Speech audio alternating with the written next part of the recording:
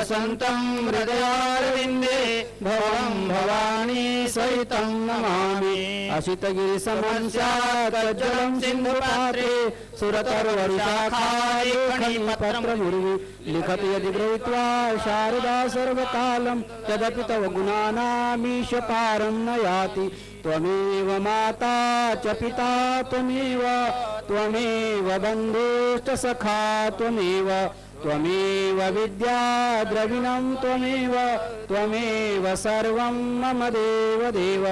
हरि ओं यज्ञेन यज्ञमयजन्त देवास्तानि धर्माणि प्रथमान्यासन् तेहनाकं महिमानः सचन्त यत्र पूर्वे साध्याः सन्ति देवाः।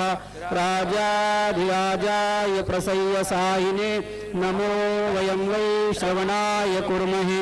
स मे कामान् कामकामाय मह्यं कामेश्वरो वै श्रवणो ददातु। कुबेराय वै श्रवणाय महाराजाय नमः। विश्वतः चक्षुरुत विश्वतो मुखो विश्वतो बाहुरुत विश्वतस्पात् संबाहुभ्यां भ्रमति सम्पदत्रैर्जावा भूमि जनयन् देवैकः। नानासुगन्धपुष्पाणि यथा कालोद्भवानि च भक्त्या दत्तानि पूजार्थं गृहाण परमेश्वर। ओं नमः पार्वतीपतये हर हर महादेव हर।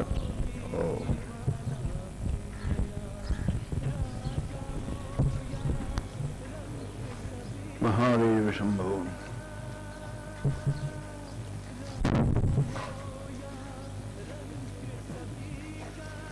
ओम पूर्णमदः पूर्णमिदं पूर्णात् पूर्णमुदच्यते पूर्णस्य पूर्णमादाय पूर्णमेवावशिष्यते। ओम शांति शांति शांति। शंकरं शंकराचार्यं केशवं बादरायणं सूत्रभाष्य कृतो वन्दे भगवन्तो पुनः पुनः। ईश्वरो गुरुरात्मीति मूर्तिभेद विभागिने व्योमवद्व्याप्तदेहाय दक्षिणामूर्तये नमः। ओम शांति शांति शांति।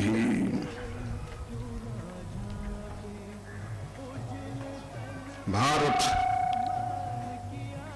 एवं भारतीय संस्कार से ओतप्रोत अन्य राष्ट्रों में भी श्रीमद् भागवत सप्ताह रामायण नवाहन पारायण आए दिन चलते ही रहते हैं। 7 दिनों में संपन्न होने वाले अनुष्ठान को सप्ताह कहते हैं और 9 दिनों में संपन्न होने वाले अनुष्ठान को नवाहन कहते हैं। ठीक वैसे ही 18 दिनों में संपन्न होने वाले अनुष्ठान को अष्टादशाह कहते हैं। सप्ताह और नवाहन परिकल्पना का आधार क्या होगा? शास्त्र एवं विशेष चिंतन, इसे तो वे लोग कहें, पर अष्टादशाह परिकल्पना का आधार क्या है उसे हम बतलाते हैं, क्योंकि यह हमारी परिकल्पना है। प्रस्थानत्रय में से किसी भी प्रस्थान का, प्रस्थान माने क्या? प्रस्थीयतेन अनेन इति प्रस्थानम मार्गः, जिससे मंजिल तक पहुंचा जाए उसको प्रस्थान कहते हैं। और वह प्रस्थान 3 है, श्रुति प्रस्थान, स्मृति प्रस्थान, दर्शन प्रस्थान। प्रस्थानत्रय में से किसी भी प्रस्थान आने मार्ग को लेकर अपने मंजिल तक, गंतव्य स्थान तक पहुंचने का जो मार्ग है उसी को प्रस्थान कहते हैं। और वह तीन है। एक श्रुति प्रस्थान है उपनिषद शांकर भाष्य के सहित, दूसरा स्मृति प्रस्थान है श्रीमद् भगवद गीता शांकर भाष्य के सहित, और तीसरा दर्शन प्रस्थान है ब्रह्मसूत्र शांकर भाष्य के सहित। इन तीनों प्रस्थानों को 18 दिन में सुनाने का जो एक आधार बना वो क्या हो,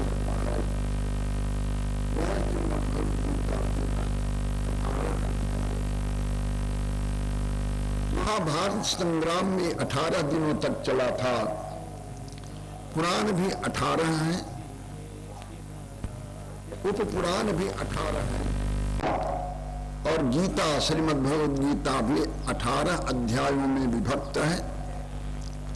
अष्टादशा परिकल्पना का मूल आधार है गीता के 18 अध्याय, जिसे स्वयं वेद व्यास जी ने अष्टादश अध्यायों में अष्टादशाध्यायिनी कह करके इसकी परिकल्पना की है। श्रीमद् भगवद गीता 18 अध्यायों में विभक्त है। प्रत्येक अध्याय चिंतन काल में आप उसके नामकरण का तात्पर्य भी सुनेंगे, अलग से सुनाने की कोई आवश्यकता नहीं है। पर हम जिस जिसके ऊपर अष्टादशा करने जा रहे हैं वह है भगवद गीता। भगवद गीता का अर्थ होता है भगवता गीयमाना गीता, भगवद गीता भगवान के द्वारा जो गाई गई हो गीता उसको कहते हैं भगवद गीता। भगवान श्री कृष्ण ने इस शास्त्र में जो कुछ उपदेश किया है वह 18 अध्यायों में विभक्त है। यह सभी लोगों की मान्यता है, पर इस रहस्य को केवल भगवत्पाद आदि शंकराचार्य ही समझ गए, जिसे हम कहने जा रहे हैं। क्या भगवान श्री कृष्ण के द्वारा 18 अध्यायों में उपदेश है? गीता विचारक अध्ययन करने वाले जरूर कहेंगे कि हाँ, दूसरे अध्याय के 11वें श्लोक से तो भगवान श्री कृष्ण का उपदेश जरूर सुनाई पड़ता है, पर प्रथम अध्याय में भगवान श्री कृष्ण का कोई उपदेश नहीं सुनाई पड़ता। उवाच पार्थ पश्येतान समवेतान कुरुति। अर्जुन की प्रार्थना पर, अर्जुन का आदेश मानकर भगवान श्री कृष्ण ने दोनों सेनाओं के मध्य में ऐसे स्थान पर अर्जुन का रथ ले जाकर खड़ा किया जहां से भीष्म और द्रोणाचार्य स्पष्ट दिखाई पड़ रहे थे। उस समय भगवान श्री कृष्ण ने दोनों सेनाओं के मध्य में अर्जुन के रथ को खड़ा करके मात्र इतना ही कहा, उवाच पार्थ पश्येतान समवेतान कुरुन। पार्थ एतान समवेतान कुरुन पश्य। इन दोनों सेनाओं में एकत्रित हुए, युद्ध की इच्छा से एकत्रित हुए कौरवों को देखो। मात्र इस वाक्य के और श्री कृष्ण का वचन प्रथमाध्याय में कहीं सुनाई नहीं पड़ता है। यह सभी गीताध्यायी कह सकते हैं। ऐसी स्थिति में प्रथमाध्याय का नाम श्रीमद् भगवद गीता रख देना यह कुछ सही है क्या? जब प्रथमाध्याय में भगवान श्री कृष्ण का उपदेश ही नहीं है, मात्र इतना वात पाठ पश्येतान समवेतान कुरुनिति। हे पार्था, एतान समवेतान कुरुन पश्य। इन दोनों सेनाओं में एकत्रित हुए कौरवों को देख। इसके सिवा कुछ बात ही नहीं है।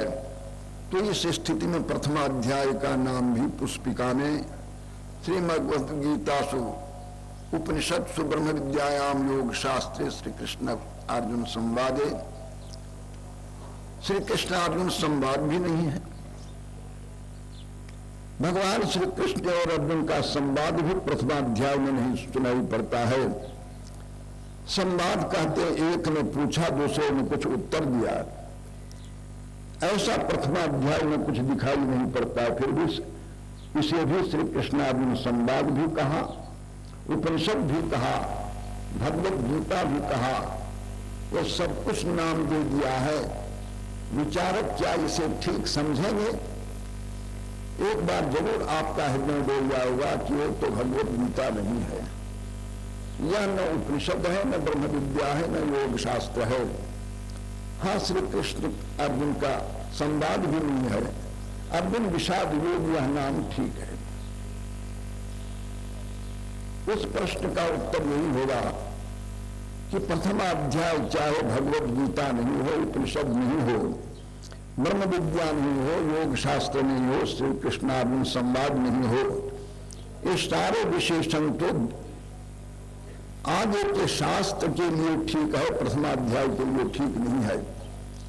किंतु जहां से भी भगवत गीता प्रारंभ होती है उसकी भूमिका तो जरूर है।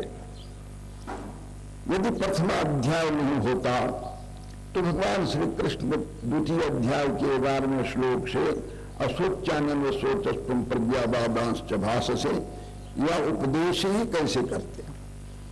उपदेश का आधार प्रथमाध्याय और द्वितीय अध्याय के 10 श्लोक तक बना है, जिसे भूमिका कहते हैं, प्रस्तावना कहते हैं। और जिस ग्रंथ की भूमिका प्रस्तावना जो होती है उसको भी उसी के नाम से व्यवहार किया जाता है।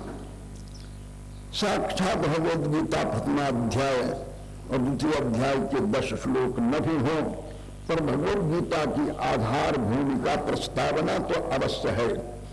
ऐसी स्थिति में उसे भगवद गीता नाम देना कोई अनुचित नहीं है, बहुत ठीक ही है। आखिर यह भगवद गीता स्वतंत्र रचना नहीं होकर के किसी ग्रंथ में निविष्ट है, और वह है महाभारत। महाभारत के अंतर्गत श्रीमद् भगवद गीता आती है। पार्थाय प्रतिबोधितम भगवता नारायणेन स्वयं व्यासेन ग्रथिताम महामुनिना मध्य महाभारत। पार्थ को निमित्त बनाकर भगवान श्री कृष्ण ने जो कुछ उपदेश किया है, उस उपदेश को भगवान वेद व्यास ने महाभारत में गूंथ रखा है। गीता में सब कुछ अच्छी बात है, अद्वैतामृत वर्षिणी भी है गीता, पर एक दोष है।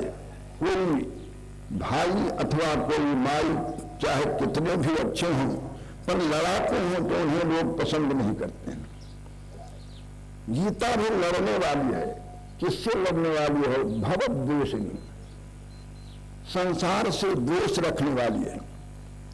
आप चाहते हैं कि हमारे हृदय से गीता संसार निकल जाए, तो आप गीता को बसा लीजिए, तो गीता आपके हृदय में बसे हुए संसार को निकाल बाहर करेगी, क्योंकि उसे घृणा है। उसे संसार से, जन्मरणादि संसार से घृणा है। उसके मूल कारण संसार के अज्ञान को भी मिटाने वाली गीता है। इसलिए गीता भवद्वेषिणी भी कहा, अद्वैतामृत वर्षिणी। जिस अमृत की वर्षा इन दिनों यहां पर होगी, उस अमृत की तुलना किसी से नहीं की जा सकती है। इसलिए अद्वैतामृत वर्षिणी भगवती, और भगवती ऐश्वर्य संपन्ना तो है ही। ऐसी स्थिति में गीता हम लोगों के लिए अवधारणीय है। यदि हम संसार से उबे हुए हैं तो हमारे हृदय में गीता का वास होना चाहिए। वेद व्यास जी को नमस्कार है, जो विशाल बुद्धि वाले हैं। वेद व्यास जी के रचित श्रीमद् भागवत में के श्रीमद् महाभारत के संबंध में कहा है, यम हास्ति न तत्क्वचित। जो ज्ञान, जो विचार महाभारत में नहीं मिल सकता, वह संसार में कहीं नहीं मिलेगा। व्यासोच्छिष्टम जगत त्रयम, भूलोक, भूरलोक, स्वर्गलोक, किसी भी लोक में जो कुछ भी कहीं अच्छी बात दिखाई पड़ती है, वह तो व्यास जी का जूठन है, उच्छिष्ट है। व्यास जी ने जो महाभारत में नहीं कहा है, उससे कमल निकला। और उस कमल से ब्रह्मा भी उत्पन्न हुए और ब्रह्मा के चारों मुख से 4 वेद उत्पन्न हुआ। वेद की उत्पत्ति भगवान से हुई, किंतु परंपरिया पर गीता तो साक्षात पद्मनाभ भगवान विष्णु के मुख कमल से निकली हुई है। संपूर्ण उपनिषदों को गाय समझो, अर्जुन को बछड़ा समझो, और गाय का साथ दोहन करने वाले भगवान श्री कृष्ण हैं, जो गीता अमृत का दोहन किया है। पर हम गीता अष्टादशा प्रवचन में आपको आने वाले दिनों में बतलाएंगे कि दुग्ध का भी कुछ सार होता है। गौ का सार यदि दुग्ध है तो दुग्ध का सार भी क्रीम होता है, मक्खन होता है। आखिर गीता उपनिषद रूपी गाय का सार दुग्ध ही तो है, पर उस दुग्ध का सार क्या हो सकता है उसे हम आने वाले दिनों में आपको बतलाएंगे। 2 बार गीता में वह सार हमें दिखाई पड़ता है। एक बार 9वें अध्याय का अंतिम श्लोक, और वैसे ही 18वें अध्याय में भी मिलता है, मन मनाभ मधुभक्त मध्यादिमान नमस्कुरु मामे वैश्यति युक्तेव मात्मान मत्परायणा। 9वें अध्याय 34वां श्लोक। और वैसे ही मत भवा मन मनाभ मधुभक्त मध्यादिमान नमस्कुरु मामे वैश्यति सत्यंति प्रतिजाने प्रियोस्मि 18वें अध्याय में आया है। वह गीता दुग्ध का विस्तार क्रीम के समान माना जाएगा। संपूर्ण उपनिषदों को गाय समझो, उस गौ के दूहने वाले श्री कृष्ण को गोपाल समझो। अर्जुन जहाँ वत्स है, दूहने वाले भगवान श्री कृष्ण गोपाल हैं। उस गीता में दोहन का पान करने वाले हम और आप आलमदी निवासी हैं, भारतवासी हैं, जिस अमृत का सदा पान करते रहते हैं। मंत्र तो एक ही है, एको मंत्रस्तस्य नामानि। देवता संसार में एक है और वह है पांडुरंग, देव की पुत्र है। मंत्र एक ही उनका नाम है और कर्म तो एक ही है, उनकी पूजा एकमात्र उनकी सेवा ही कर्म है। हम भगवान के पावन चरणों में अपनी पुष्पांजलि समर्पित करते हुए गीता अष्टादशा का प्रवचन करने जा रहे हैं। जब ब्रह्मसूत्र भाष्य लिखने का प्रसंग आया तो भगवान आदि शंकराचार्य ने मंगलाचरण नहीं किया। अस्मत् प्रत्यय गोचर्यो विषय विषयों तमः प्रकाशव विरुद्ध स्वभावो, ऐसा कह करके ब्रह्मसूत्र भाष्य लिखना प्रारंभ किया। तो न जाने पाठकों ने क्या क्या उन पर आक्षेप किया। मंगलाचरण के बिना ही शास्त्रारंभ कर दिया है, अच्छा नहीं है। पर मनीषी विद्वानों ने ब्रह्मसूत्र भाष्य के प्रारंभिक वाक्य से मंगलाचरण निकाल दिया है। उन्होंने कहा कि यह मंगलाचरण है। अन्य उपनिषदों के ऊपर भी भाष्य लिखते इसमें भगवान शंकराचार्य ने उस उपनिषद के शांति पाठ को ही प्रधान माना है।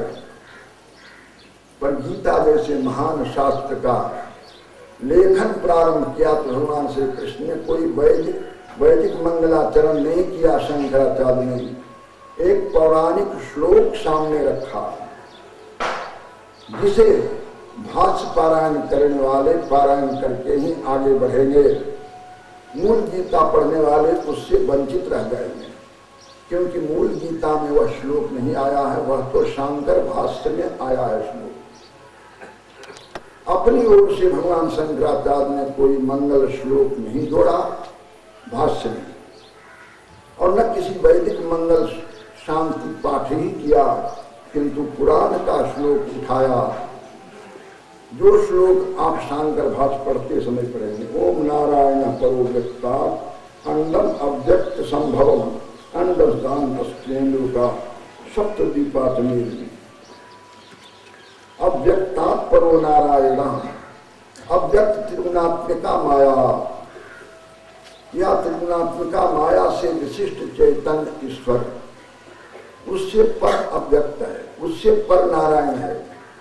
जिस नारायण को हम राम कहते हैं, कृष्ण कहते हैं, ब्रह्म कहते हैं, परमात्मा कहते हैं, आत्मा कहते हैं, वह अव्यक्ता परो नारायण अंडस्य व्यक्त संभव। और ये जिसे ब्रह्मांड आप कहते हैं वह तो अंड से अव्यक्त से उत्पन्न हुआ है। त्रिगुणात्मिका माया से ब्रह्मांड उत्पन्न हुई है। जिस ब्रह्मांड के भीतर ये सारे लोक हैं, 7 दीप वाली पृथ्वी भी है, ऐसा भगवान है। यूं समझिए, यह जो संसार संपूर्ण विश्व दिखता है, विचित्र विश्व है, जिसके एक एक अंग की परिकल्पना करने में, जानने में आज तक के वैज्ञानिकों को जितना परिश्रम और जितना समय लगा है वह बहुत थोड़ा ही है। इससे भी अधिक परिश्रम उनको करना पड़ेगा त्रिगुणात्मिका माया के कार्य को जानने के लिए। आधुनिक वैज्ञानिकों की चिंतन, एक एक चिंतन को देखकर हम लोग परेशान हैं। इन दिनों मोबाइल फोन निकला है, एक कम आश्चर्य नहीं है। किसी प्रकार का संबंध नहीं है, पर एक दूसरे से संपर्क साध लेते हैं, बोलते हैं, अपना संदेश उसको दे देते हैं, यह कम आश्चर्य नहीं है। ऐसे तो टेलीफोन जो तार के सहारे अपना संदेश आप दिया करते थे, वह भी कम आश्चर्य नहीं था, पर मोबाइल तो उससे भी आगे पार कर गया है। तार का कोई संबंध ही नहीं है, हवा है या कोई तत्व ऐसा होगा जिसके आधार पर आप फोन के द्वारा अपना संदेश अपने मित्रों को, अपने सगे संबंधियों को देते रहते हैं। यह भी कम आश्चर्य नहीं है, पर उसके मूल कारण अज्ञान को जानना और उससे छुट्टी पाने के लिए प्रयत्न करना, छुटकारा भी मान लेना, या तो महान प्रयत्न पर आधारित है।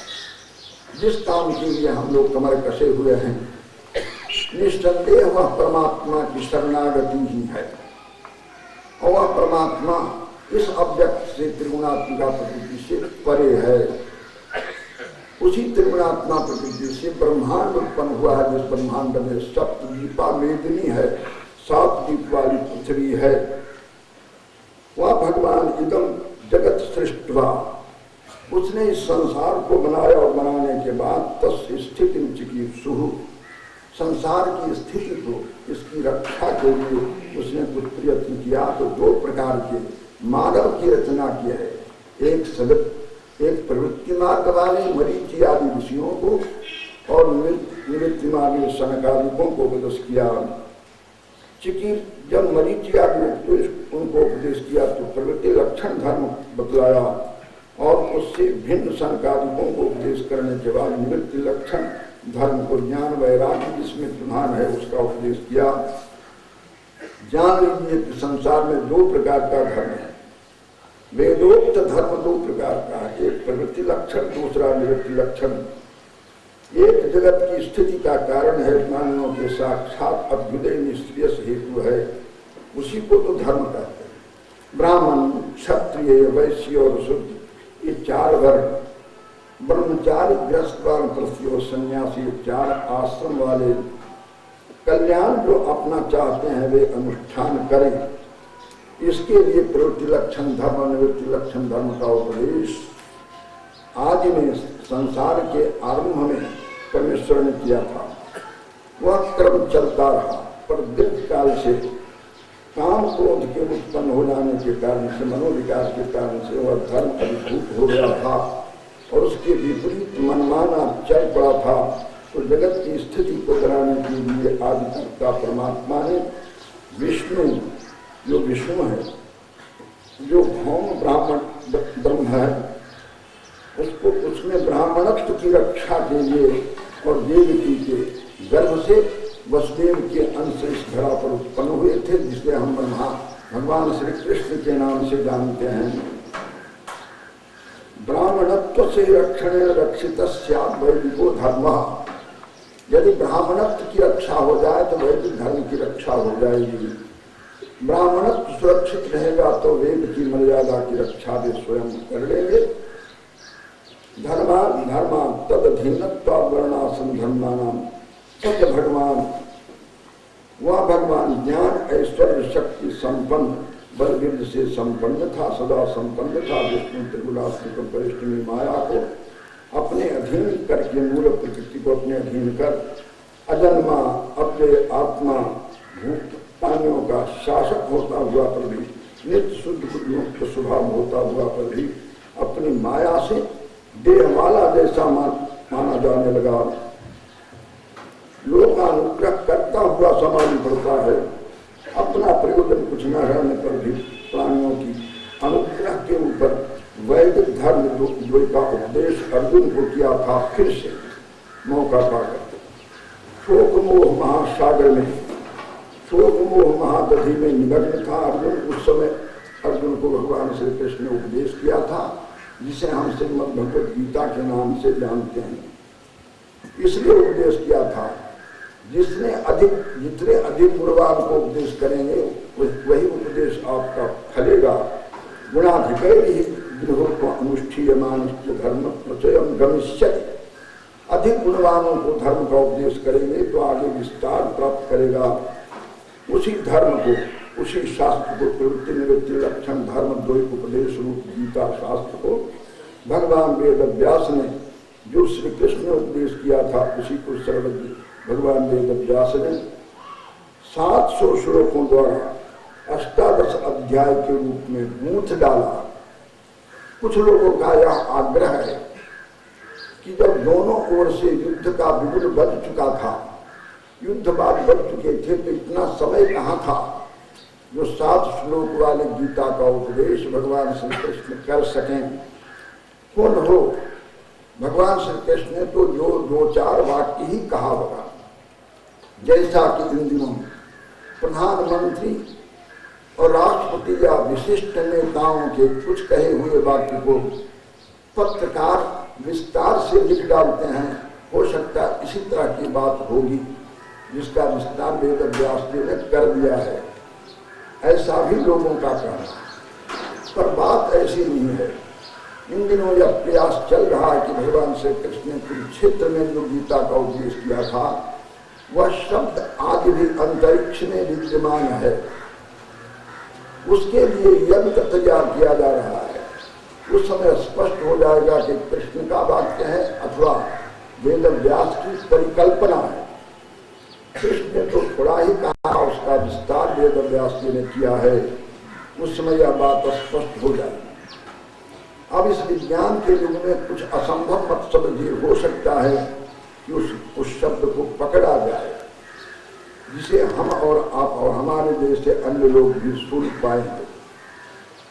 प्रयास किया जा रहा है, पर भगवान शंकराचार्य तो स्पष्ट करते हैं कि जो भगवान श्री कृष्ण ने उपदेश किया था, उसी उपदेश को वेद व्यास जी ने केवल गूंथा है, यथास्थान रख दिया है। अध्यायों की परिकल्पना उन्होंने की है, इतना तो कह सकते हैं। पर श्री कृष्ण के उपदेश को बढ़ा चढ़ा करके गीता बना दिया, ऐसा अर्थ आप मत समझ लीजिए। भगवान शंकराचार्य कह रहे हैं, तम धर्मं भगवता यथोपदिष्टं वेद व्यासः सर्वज्ञो भगवान गीताख्ये सप्तभिश्लोक शतैः उपनिबबन्ध। 700 श्लोकों में बांध दिया जिसे हम गीता कहते हैं। वही गीता शास्त्र समस्त वेदार्थ सार संग्रह भूतम दुर्विज्ञार्थम। वह गीता शास्त्र समस्त वेद शास्त्र का सारभूत है, पर जिसका अर्थ जानना बड़ा कठिन है। उसके अर्थ को बतलाने के लिए भगवान शंकराचार्य कहते हैं कि हमसे भी पहले कुछ लोग लिखे गए थे, लिख चुके। तदर्थाविष्करणाय अनेक विवृत पदार्थ वाक्यार्थ न्यायमपि अत्यंत विरुद्धान अनेकार्थत्व विरुद्ध अर्थ लोगों ने किया था। भगवान शंकराचार्य से पहले भी जो गीता के ऊपर लिखा गया है वह युक्ति विरुद्ध है। लौकिक गृहमानम उपलब्ध्य ऐसा समझ करके हम विवेक तो अर्थम निर्धारण विवेक पूर्वक अर्थ निश्चय करने के लिए संक्षेप को विवरणम करिष्यामि। संक्षेप से हम गीता का विवरण लिखने जा रहे हैं। तस्यास्य गीता शास्त्र से संक्षेप बस प्रयोजनम परम श्रेयसम। सच में पूछे तो गीता से आपको क्या हाथ लगेगा, क्या प्रयोजन सिद्ध होगा? परम श्रेयस, जिसे प्राणी मात्र चाहता है। प्राणी मात्र को यही अभिष्टा है दुखों की आत्यंतिक निवृत्ति और परम परमानंद की प्राप्ति, जिसे निःश्रेयस कहते हैं, उसका जो प्रतिबंधक है, उस प्रतिबंध के कारण सहित संसार से अत्यंत परम लक्षण कारण से संसार की अत्यंत निवृत्ति हो जाए और परमानंद की प्राप्ति हो जाए, यही प्राणी मात्र अभिष्ट है और यही अभिष्ट गीता के अनुशीलन से आपको प्राप्त होगा। इसलिए तत्व सर्व कर्म संन्यास, भगवान शंकराचार्य कर सर्व कर्म संन्यास पूर्वक ज्ञान निष्ठा रूप धर्म के पालन से ही होगा। जैसे इममेव गीतार्थम धर्मम उद्दिश्य भगवते उत्तम, यही गीता का तात्पर्य, इसे मानकर भगवान श्री कृष्ण ने ही अनुगीता में कह रखा है, सही धर्म पर्याप्त ब्रह्मण पदवेदन, ब्रह्म का जो बोध है उसी में यह धर्म का सुपर्याप्त है, अनुगीता में कह रखा है। अनुगीता में वहाँ यह भी कहा है, न धर्मी है न अधर्मी है, न शुभ है न अशुभ है, एकांत तूष्णी भाव से बैठ जाने में जो आनंद है वह कहीं दूसरी जगह नहीं है। भगवान श्री कृष्ण ने इसी महाभारत के अंदर कह दिया, ज्ञानम संन्यास लक्षण, संन्यास पूर्वक जो ज्ञान होता है उसी को ज्ञान कहते हैं। यहाँ पर भी गीता में भी सर्वधर्मान परित्यज्य मामेकं शरणं व्रज, इस वाक्य से यही तो बतलाएंगे। अभिध्यार्थोपि प्रवृत्ति लक्षण, यद्यपि कर्म और उपासना का वर्णन तो गीता में जरूर है, किंतु वह मुख्य साधन नहीं है। वर्णान आश्रमांच उद्देश्य विहिता, प्रवृत्ति लक्षण धर्म का उपदेश किया है। वह देवादि स्थान प्राप्ति हेतु होते हुए पर भी यदि ईश्वरार्पण बुद्धि से आप अपने कर्तव्य कर्म का पालन करेंगे तो अंतःशुद्धि द्वारा वह भी मोक्ष का साधन बन जाएगा। शुद्धांतःकरण पुरुष का ही इस तत्व ज्ञान में अधिकार होता है, इसमें कभी दो मत नहीं हो सकता। इसलिए निःश्रेयस हेतुत्वमपि प्रतिपद्यते इममेव अर्थम अभिसंधाय, इसी अर्थ को लेकर के ब्रह्मण्याधाय कर्माणि संगम त्यक्त्वा करोति लिप्यते न स पापेन परम पत्र निमाम मता, गीता पंचम अध्याय के 10वें श्लोक में भी कहने वाले हैं। योगिनः कर्म कुर्वन्ति संगम त्यक्त्वात्म शुद्धे, योगी लोग कर्म करते हैं, आसक्ति को छोड़कर अपने कर्तव्य कर्म का निर्वाह करते हैं, अंतः शुद्धि के लिए करते हैं, जिसका अंतिम तात्पर्य होगा तत्व साक्षात्कार। ऐसे दो प्रकार के धर्म, जो निःश्रेयस प्रयोजन वाला है, परमार्थ तत्व है, उसी का उपदेश इस शास्त्र में किया गया है, जिसे ब्रह्म भी कहते हैं। विशेष तो अभिव्यंजक विशिष्ट प्रयोजन संबंध विधेय इत्यादि का अनुबंध चतुष्टय का उपदेश भी शास्त्र में हो गया है। इस प्रकार अपने संबंध भाष्य में आदि शंकराचार्य ने कहा है। गीता श्लोकों की व्याख्या तो की है, शांकर भाष्य पढ़ने वालों से हम पूछेंगे कि जैसे द्वितीय अध्याय के 11वें श्लोक से अर्थात अशोचानंद शोकस्वम, इस श्लोक से गीता का उपदेश भगवान श्री कृष्ण ने किया है, प्रतिपद व्याख्या की है। किसी भी पद की व्याख्या संक्षेप या विस्तार से किए बिना छोड़ा नहीं है। वैसे प्रथमाध्याय के सभी श्लोकों पर व्याख्या है कि नहीं शंकराचार्य की, तो सभी कहेंगे नहीं। प्रथमाध्याय में तो बिल्कुल चुप है भगवान श्री कृष्ण, कुछ भी नहीं कहा, और द्वितीय अध्याय के भी 10वें श्लोक तक के कुछ भी नहीं कहा है। 11वें श्लोक अशोचानंद शोचस्व, यहाँ से शांकर भाष्य प्रारंभ होता है। पर गीता साक्षात भगवद गीता प्रथमाध्याय न होता हुआ भी भगवद गीता की भूमिका तो अवश्य है, जिसे हम भी स्वीकार कर चुके हैं, सभी विद्वान मानते ही हैं और मानना भी चाहिए। कभी तो अष्टाध्याय गीता मानी जाएगी। ऐसी स्थिति में गीता के प्रथमाध्याय के श्लोकों पर चाहे आदि शंकराचार्य ने कुछ नहीं भी लिखा है, फिर भी अन्य विद्वानों ने उस पर कुछ न कुछ लिखा है। ज्ञानेश्वर महाराज ने भी लिखा है, अन्य विद्वानों ने भी लिखा है, हमने भी लिखा है। आदि शंकराचार्य ने चाहे नहीं भी लिखा हो, तदनुसार जब हम गीता अष्टादशा प्रवचन करने के लिए व्यासपीठ पर बैठे हैं तो प्रथमाध्याय के श्लोकों का भी आवर्तन और उसका कुछ अर्थ कहे बिना आगे बढ़ना उचित नहीं होगा। आइए हम एक बार उसकी समीक्षा करें।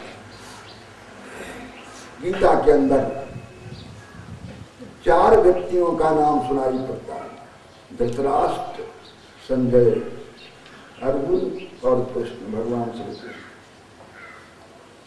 और किसी का शब्द इसमें सुनाई पड़ता है कि नहीं?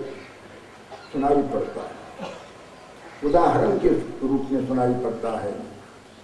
भले ही उसके नाम से शीर्षक वेद व्यास ने नहीं दिया हो, पर उसके वचनों का जरूर है। संजय जब धृतराष्ट्र को सुनाने लगते हैं उस समय वो कहते हैं, द्रोणाचार्य के पास जाकर के दुर्योधन ने ऐसा कहा। भले ही दुर्योधन के इस वाक्य को सुनकर द्रोणाचार्य ने कुछ उत्तर नहीं दिया हो, भीष्म पितामह ने कुछ नहीं कहा हो, पर वह बात संजय की नहीं है, श्री कृष्ण की नहीं है, अर्जुन की नहीं है, वह बात तो दुर्योधन की है। वैसी स्थिति में यदि वेद व्यास की लिख देते दुर्योधन उवाच राजो उवाच तो कितना स्पष्ट होता और पाठकों को पढ़ने में कितनी सुविधा होती। पर गरीब दुर्योधन के लिए भगवान वेद व्यास ने राजो वाच दुर्जनो वाच ऐसा कुछ नहीं कहा। ऐसे तृतीय अध्याय में वहां भी कहा प्रजापति प्रजापति ने सहयज्ञा प्रजा शिष्टा पूर्वाच प्रजापति अनेन प्रसन्न ये सब श्रेष्ठ काम। प्रजापति ने प्रजा की सृष्टि के बाद उसे यह उपदेश किया था। वहां पर भी वेद व्यास ने यदि लिख दिए होते प्रजापति रुवाचा तो कोई आपत्ति नहीं थी, किंतु वहां पर भी ऐसा शीर्षक नहीं लिखा है। प्रथमाध्याय में दुर्योधन के लिए दुर्योधन उवाच राजोवाच कुछ कहा। आखिर कारण क्या है? कारण एक ही है कि वह संवाद का उदाहरण नहीं कर पाया, वह तो उदाहरण के रूप में ही रह गया। संजय जो धृतराष्ट्र को सुनाते हैं उस समय भी दुर्योधन की बात केवल उदाहरण के रूप में ही सामने आई। और भगवान श्री कृष्ण कर्मानुष्ठान के प्रति कर्तव्यता पर बल जब दे रहे हैं तो उस समय प्रजापति की बात कही है, वह भी उदाहरण के रूप में ही रह गई है। वह संवाद का उदाहरण नहीं किया, इसलिए संवाद नहीं बन सका। संवाद तो 2 ही संवाद गीता में दिखाई पड़ता है, एक धृतराष्ट्र संजय संवाद और दूसरा श्री कृष्णार्जुन संवाद। तीसरा कोई संवाद नहीं दिखाई पड़ता है, क्योंकि दुर्योधन की बात और प्रजापति की बात संवाद का उदाहरण नहीं कर पाई थी। इसलिए धृतराष्ट्र कौन है उसे आप जानते हैं, जो नेत्रहीन है, प्रज्ञा चक्षु है, और उस रोज जिस रोज संजय से प्रश्न कर रहा है उस रोज वह राजगद्दी पर आरूढ़ है, ममताग्रस्त है, अपने परिवारजनों में मोहासक्त है। राष्ट्र को जिसने पकड़ रखा है दृढ़ता के साथ में उसी को धृतराष्ट्र। धृतम राष्ट्रम अन्यायेन येन स धृतराष्ट्र स धृतराष्ट्रवाच। जिसने राष्ट्र को अन्याय पूर्वक पकड़ रखा है, न्याय पूर्वक नहीं।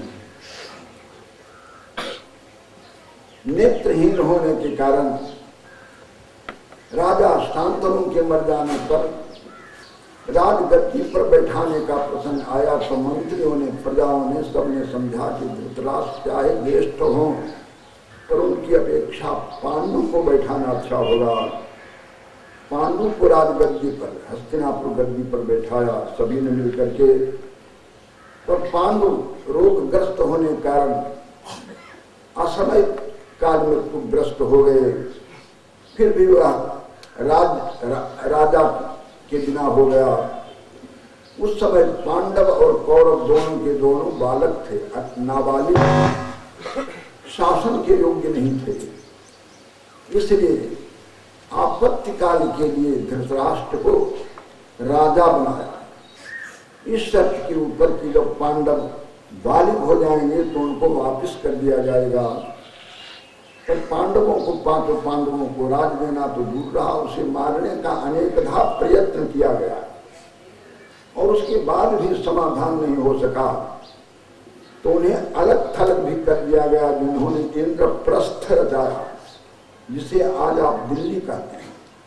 अपने पौरुष से उस नगर को बसाया था पांडवों ने, और वहां पर जब राजसूय यज्ञ किया था ना, तो पांडवों के वैभव को देखकर दुर्योधन जल उठा था और उसने पांडवों का अपने पौरुष द्वारा रची हुई संपत्ति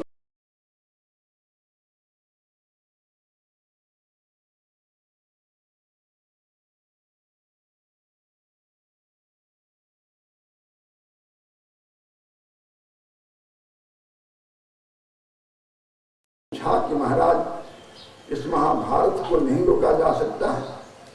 वेद व्यास ने किया, कहा कि अब नहीं रुक सकता है, अब तो होकर के ही रहेगा। तुम यदि देखना चाहो तो तुम्हें मैं दिव्य नेत्र देता हूं। धृतराष्ट्र ने कहा कि जीवन भर मैंने कुछ भी नहीं देखा, अब इस अवस्था में अपने आंखों अपने वंश का विनाश में क्या देखूं, पर सुनना चाहता हूं। तो धृतराष्ट्र के पास बैठे हुए संजय जो उसके महामंत्री थे, उनको भगवान वेद व्यास ने दिव्य दृष्टि दी, जिस दिव्य दृष्टि के प्रभाव से उन्हें भूगोल खगोल सब कुछ दिखने लग गया।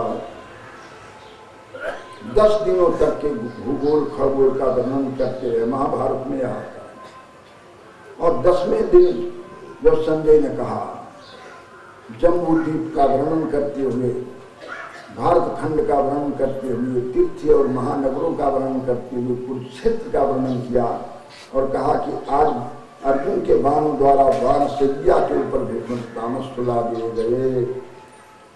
10वें दिन तब कह उठा धृतराष्ट्र, धर्म क्षेत्र कुरुक्षेत्र समवेता सब माम का पांडवास्त्र कुरुवत संजय। कुरुक्षेत्र धर्म क्षेत्र में युद्ध की इच्छा से एकत्रित हुए मेरे और पांडुपुत्रों ने क्या किया। पूरी गीता में 700 श्लोक वाली गीता में यदि धृतराष्ट्र का कहीं कुछ वचन है तो बस एक ही श्लोक है। इसके बाद धृतराष्ट्र का कोई वचन सुनाई नहीं पड़ता है। आगे संजय अनेक बार बोलते रहे। श्री कृष्ण और अर्जुन का सुसंवाद ही गीता शास्त्र है, उन्हें तो बोलना ही पड़ेगा।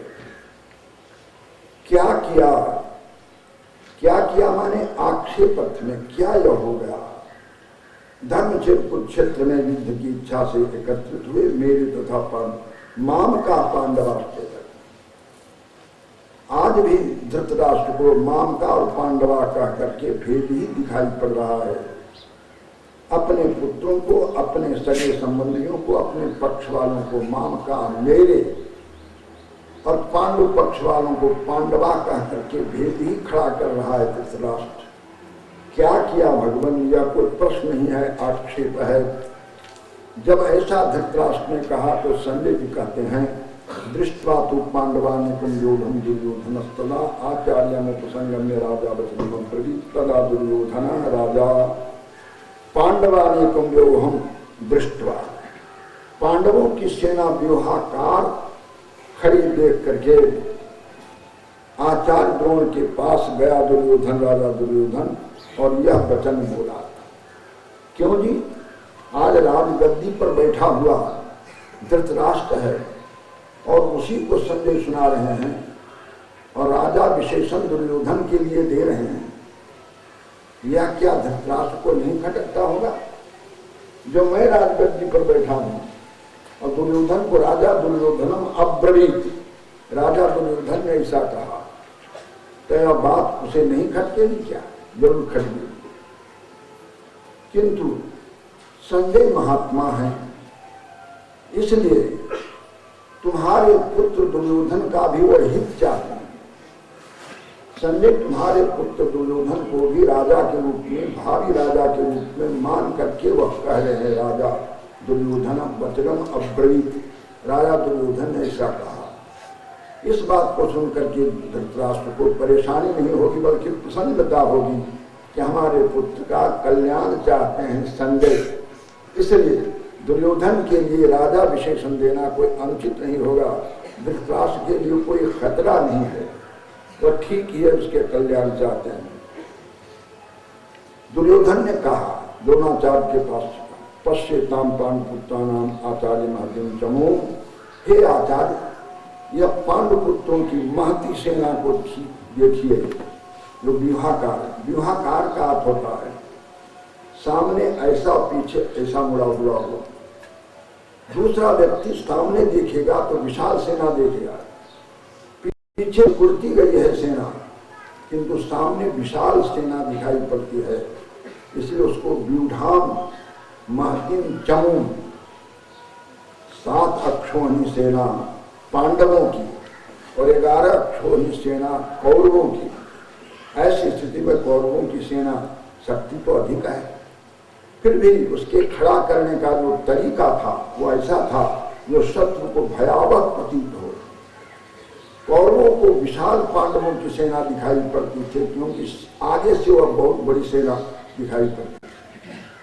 और वह विज्ञान किसने खड़ा किया? धृष्टद्युम्न ने खड़ा किया, जो द्रुपद का पुत्र है और जिसका जन्म ही आपके मारने के लिए हुआ है। द्रोणाचार्य को संस्मरण करा रहे हैं कि वह धृष्टद्युम्न का जो जन्म हुआ है, राजा द्रुपद ने यज्ञ किया और यज्ञ कुंड से उत्पन्न हुई द्रौपदी और धृष्टद्युम्न, उनमें से धृष्टद्युम्न का जन्म आपके मारने के लिए ही हुआ। बात यह है, द्रोणाचार्य तो ब्राह्मण थे, निष्प्रिय थे, गरीबी से दिन काटते थे, और द्रुपद एवं द्रोणाचार्य दोनों एक ही विद्यालय में पढ़े थे। एक विद्यालय में पढ़ने वाला चाहे अमीर गरीब कोई भी हो, सब मित्र मित्र कहता है। द्रोणाचार्य की स्थिति ज्यों की त्यों अर्थहीनता बनी रही, पर द्रुपद तो बन गए राजा। तब द्रोणाचार्य ने कहा, सोचा कि चले मित्र से मिले, और गए मित्र से मिले तो उसको उन्होंने मित्र कहकर के पुकारा, हे मित्र। जब मित्र कहकर के बड़ा बुरा लगा कि ब्राह्मण गरीब दरिद्र, अरे हमारा कैसे मित्र हो सकता है, ऐसे कुछ कटु शब्द का प्रयोग किया। तो उसी समय द्रोणाचार्य ने निश्चित कर लिया था कि अब मैं अपने शिष्यों के द्वारा जब तक के इसे पशु बंधन में न बंधवाऊं तब तक के मैं ब्राह्मण नहीं हूं। और वैसे ही पांडवों को पढ़ाने के बाद दुर्योधन के द्वारा द्रुपद को करवाया, जिससे द्रुपद को बहुत घृणा हो गई और उन्होंने यज्ञ की रचना की, जिसमें धृष्टद्युम्न और द्रौपदी को जन्म दिया। तो धृष्टद्युम्न का जन्म केवल द्रोणाचार्य को मारने के लिए ही हुआ था, इसलिए धृष्टद्युम्नेन व्यूढ़ाम इमाम महतीम चमूम पश्य, इस महान सेना को देखें, ऐसा द्रोणाचार्य से दुर्योधन ने कहा। तब शिष्य है आपका भीतर से शत्रु, किंतु बुद्धिमान आपका शिष्य है। आप जानते हैं कि वह हमारे मारने के लिए पैदा हुआ है, इतने पर भी उसने अपनी बुद्धिमत्ता से आपसे सब कुछ सीख लिया, इसलिए वह बुद्धिमान है। धृष्टद्युम्न द्रुपद पुत्र। इस सेना में बहुत से लोग हैं जो भीम और अर्जुन के समान शक्तिशाली हैं। किसी का नाम युद्धान है, विराट है, द्रुपद है, महारथ द्रुपद है, धृष्टकेनु है, तीर्थनान है, काशीराज शक्तिशाली, पुंजित है, पुंजिभोज है, सत्य है, नरपुंगव मनुष्यों में श्रेष्ठ, युधामन्यु है, विक्रांत है, उत्तमौजा वीर्यवान उत्तमौजा है, सुभद्रा पुत्र अभिमन्यु है, द्रौपदी के 5 पतियों से होने वाले 5 पुत्र हैं, ये सब के सब महारथ, ये सब शक्तिशाली। पांडवों की महारथियों को गिना दिया दुर्योधन ने, द्रोणाचार्य से कह दिया कि ये सब आपके विपक्ष में खड़े हैं। इन सब का पूरा इतिहास यदि आपको जानना हो, हम कहने लग जाएंगे, बात बढ़ जाएगी और अष्टादशा पूरा नहीं कर पाएंगे। हम संकेत कर देते हैं कि कैलाश आश्रम से प्रकाशित अष्टादशा प्रवचन में आप उसको पढ़िए। और ऐसे ही गीता भवन से प्रकाशित जो गीता तत्व विवेचनीय है, उन ग्रंथों में भी आप इन सबका परिचय पढ़ पाएंगे, समझ पाएंगे। ये भीमार्जुन समाधि युद्धान विराट द्रुपद पुत्र महारथ के किसान काशीराज पूजित कुंती भोज सैद्य युद्धामन्यु और उत्तमौजा कौन कौन से थे, सौभद्र कौन है, द्रुपदी के पुत्र पांचों कौन कौन है, इन सब का परिचय आप वहां से पढ़ सकेंगे। हम अष्टादशा प्रसंग में उसको पल्लवित विस्तार नहीं कर रहे हैं, इन सबको आप देखिए।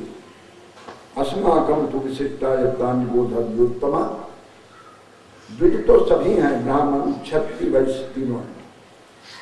द्विज इसलिए कहते हैं कि 2 बार इनका जन्म होता है। माता की कुक्षी से बाड़ी बन करके आई और वही वेद पढ़ने और वैदिक कर्मानुष्ठान कराने के लिए पुनः उसका संस्कार हुआ, जिसमें गायत्री माता है और आचार्य पिता है। दूसरा जन्म हुआ तो 2 बार जिसका जन्म हो उसको द्विज कहते हैं। ऐसे हम लोगों के दांत का भी जन्म 2 बार होता है, एक दूध वाला दांत और एक बाद में दूसरा होता है। पक्षी को भी द्विज कहते हैं। अंडे के रूप में पक्षी पहले अंडा देती है और उसके बाद उस अंडे को फोड़ करके निकलता है, तो पक्षी को भी द्विज कहते हैं। यहाँ ब्राह्मण क्षत्रिय वैश्य 2 बार जन्म लेते हैं, इनको द्विज कहते हैं। उन द्विजों में उत्तम जो हो, श्रेष्ठ हो, उसको द्विजोत्तम कहते हैं, वह श्रेष्ठ है।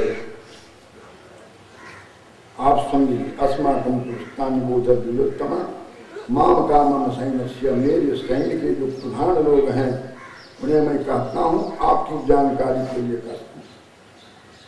चापलूसी भगवान लोग, आज जब कौरव सेना के अध्यक्ष भीष्म पितामह हैं तो उनका नाम पहले लेना चाहिए, पर द्रोणाचार्य से बात कर रहा है दुर्योधन, इसलिए कहते हैं भगवान आप।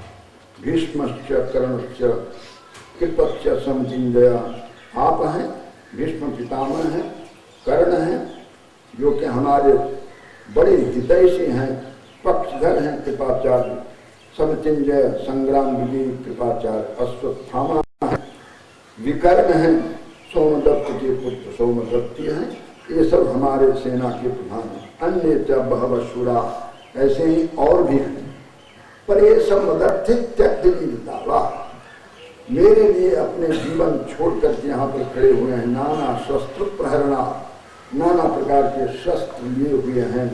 सर्वे युद्ध विशारदा, और सब युद्ध में कुशल है। इतने होते हुए पर भी तदस्माकम अपर्याप्तम, हमारी सेना दुर्बल है। यद्यपि अपर्याप्त का अर्थ होता है अपर्याप्त, पर्याप्त नहीं है। तदस्माकम, अस्माकं बलम अपर्याप्तम, अस्माकं बलम अपर्याप्तम भीष्म देवा विरक्षितम, क्योंकि भीष्म के द्वारा अभिरक्षित हुआ। 11 अक्षोहिणी सेना, बड़े बड़े सेनापति और भीष्म द्वारा अभिरक्षित है, फिर भी अपर्याप्त है, बहुत नहीं है। और पर्याप्तम को इदम एतेषां, पर भीम द्वारा रक्षित इनकी सेना, पांडवों की सेना पर्याप्त है। कई लोगों ने अपर्याप्त और पर्याप्त का बड़ा विचित्र, अपर्याप्त माने अजेय और पर्याप्त माने जीतने में योग्य, जिसे सहज में जीता जा सकता है। किंतु सामान्यतः पर्याप्त और अपर्याप्त का अर्थ यह नहीं होता है। पर्याप्त का अर्थ होता है बहुत और अपर्याप्त का अर्थ होता है अल्प। हमारी सेना अल्प है, और यदि ऐसा नहीं समझता दुर्योधन तो उसे घबराहट ही नहीं होती, और अपनी सेना को दुर्बल 11 क्षोहिणी सेना होते हुए पर भी अपनी सेना को अपर्याप्त करता है, क्योंकि भीष्म भीवा में रक्षित, भीष्म के द्वारा अभिरक्षित लोग, भीष्म के द्वारा अभिरक्षित हो, 11 क्षोहिणी सेना हो, फिर भी अपर्याप्त है। आखिर क्या कारण है? क्योंकि सेनाध्यक्ष हमारे पक्षधर नहीं है, हमारी ओर से लड़ तो रहे हैं, किंतु कल्याण चाहते हैं पांडवों का, रोज रोज दुर्योधन को भी एक खबर मिलती थी कि युद्धारंभ में पांडवों ने आकर प्रणाम किया, जिसे गले से भीष्म पितामह जी ने लगाया और आशीर्वाद दिया, तुम्हारी विजय हो, तुम्हारी विजय हो। ये शत्रु को आशीर्वाद दे रहे हैं और हमारी ओर से लड़ रहे हैं। ऐसी हालत में विश्वास है क्या? उस स्थिति में भीष्म विभाविरक्षितम अस्माकं सैन्यम अपर्याप्तम, यह कहना उचित ही तो है। साथ ही साथ दुर्योधन को यह भी है कि कहीं शिखंडी आ गई। जब तक के दादाजी के हाथ में शस्त्र है तब तक तो उनको कोई छू नहीं सकता है, पर जिस रोज शस्त्र रख देंगे उस रोज तो बड़ा विचित्र हो जाएगा।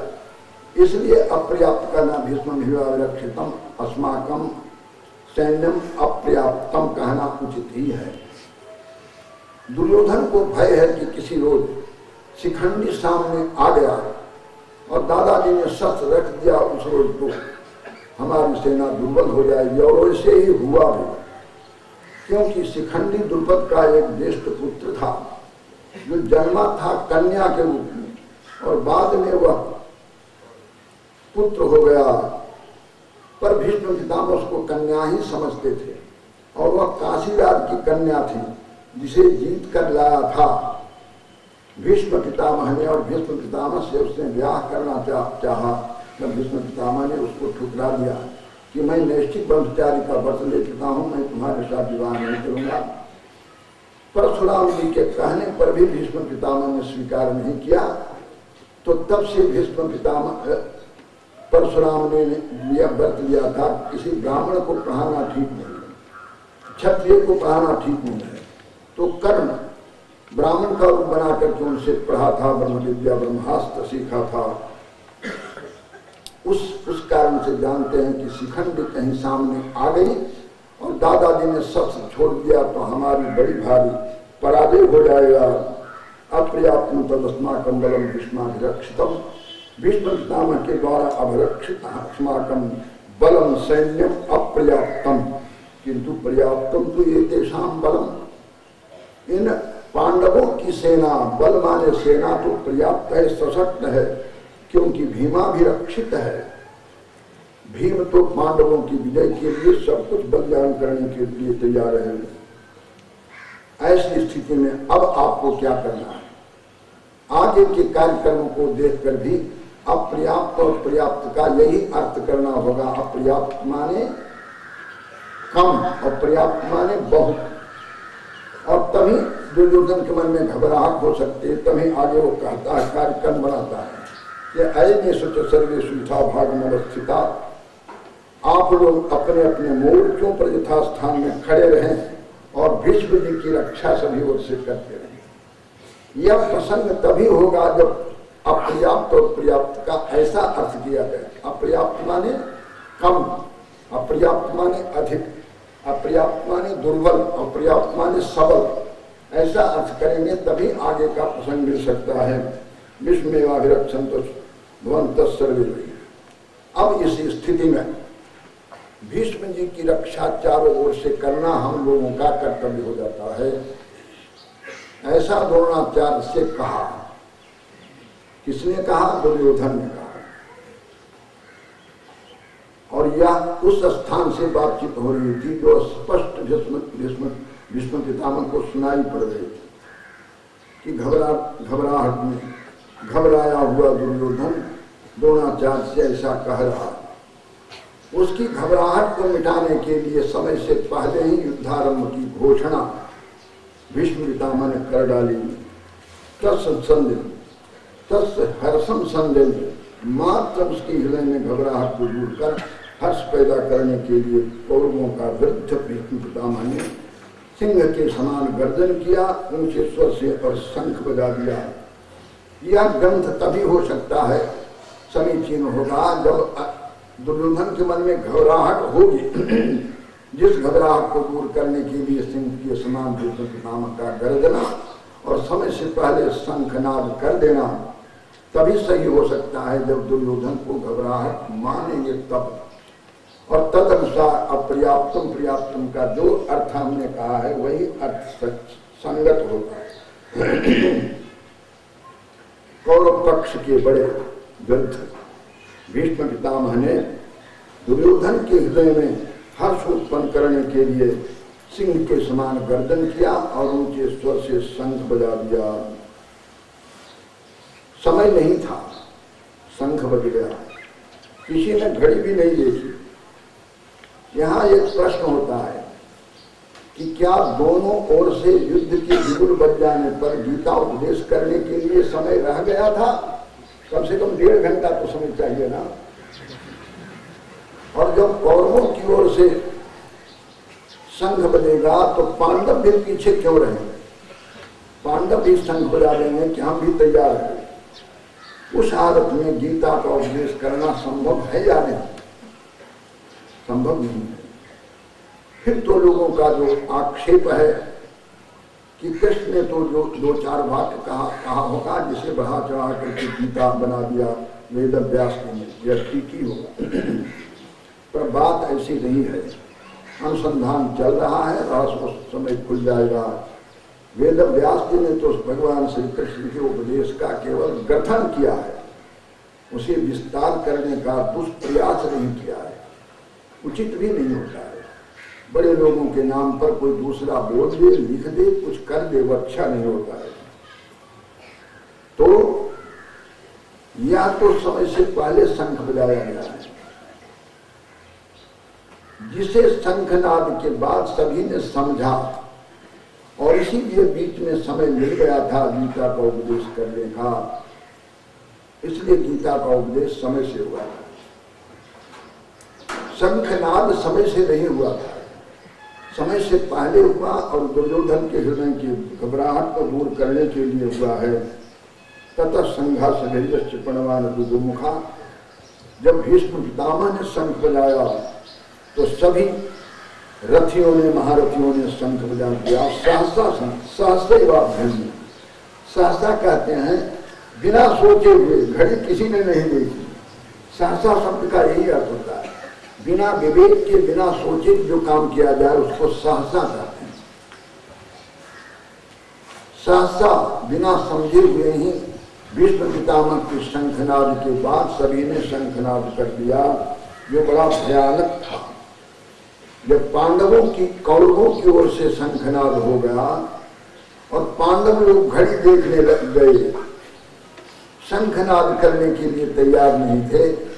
भगवान श्री कृष्ण ने सोचा कि यदि पांडवों के, कौरवों के शंखनाद का उत्तर शंखनाद से पांडवों की ओर से नहीं मिला तो पांडव का तो हार हो जाएगा यहीं पर।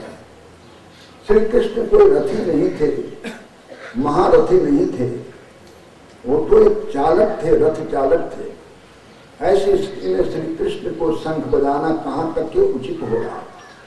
और जबकि उन्होंने कह दिया था कि मैं युद्ध नहीं करूंगा, युद्ध में किसी प्रकार का दखल नहीं दूंगा, ऐसे हालत में श्री कृष्ण को शंख बजाने की आवश्यकता ही क्या थी? पर श्री कृष्ण सोचते हैं कि यदि कौरवों के शंखनाद का उत्तर शंखनाद से पांडवों की ओर से नहीं दिया गया तो शंखनाद में ही इनकी हार हो जाएगी। खक्खा खैयाम जैसे पंडितों की हार हुई थी ना, ऐसे ही पांडवों की हार हो जाएगी।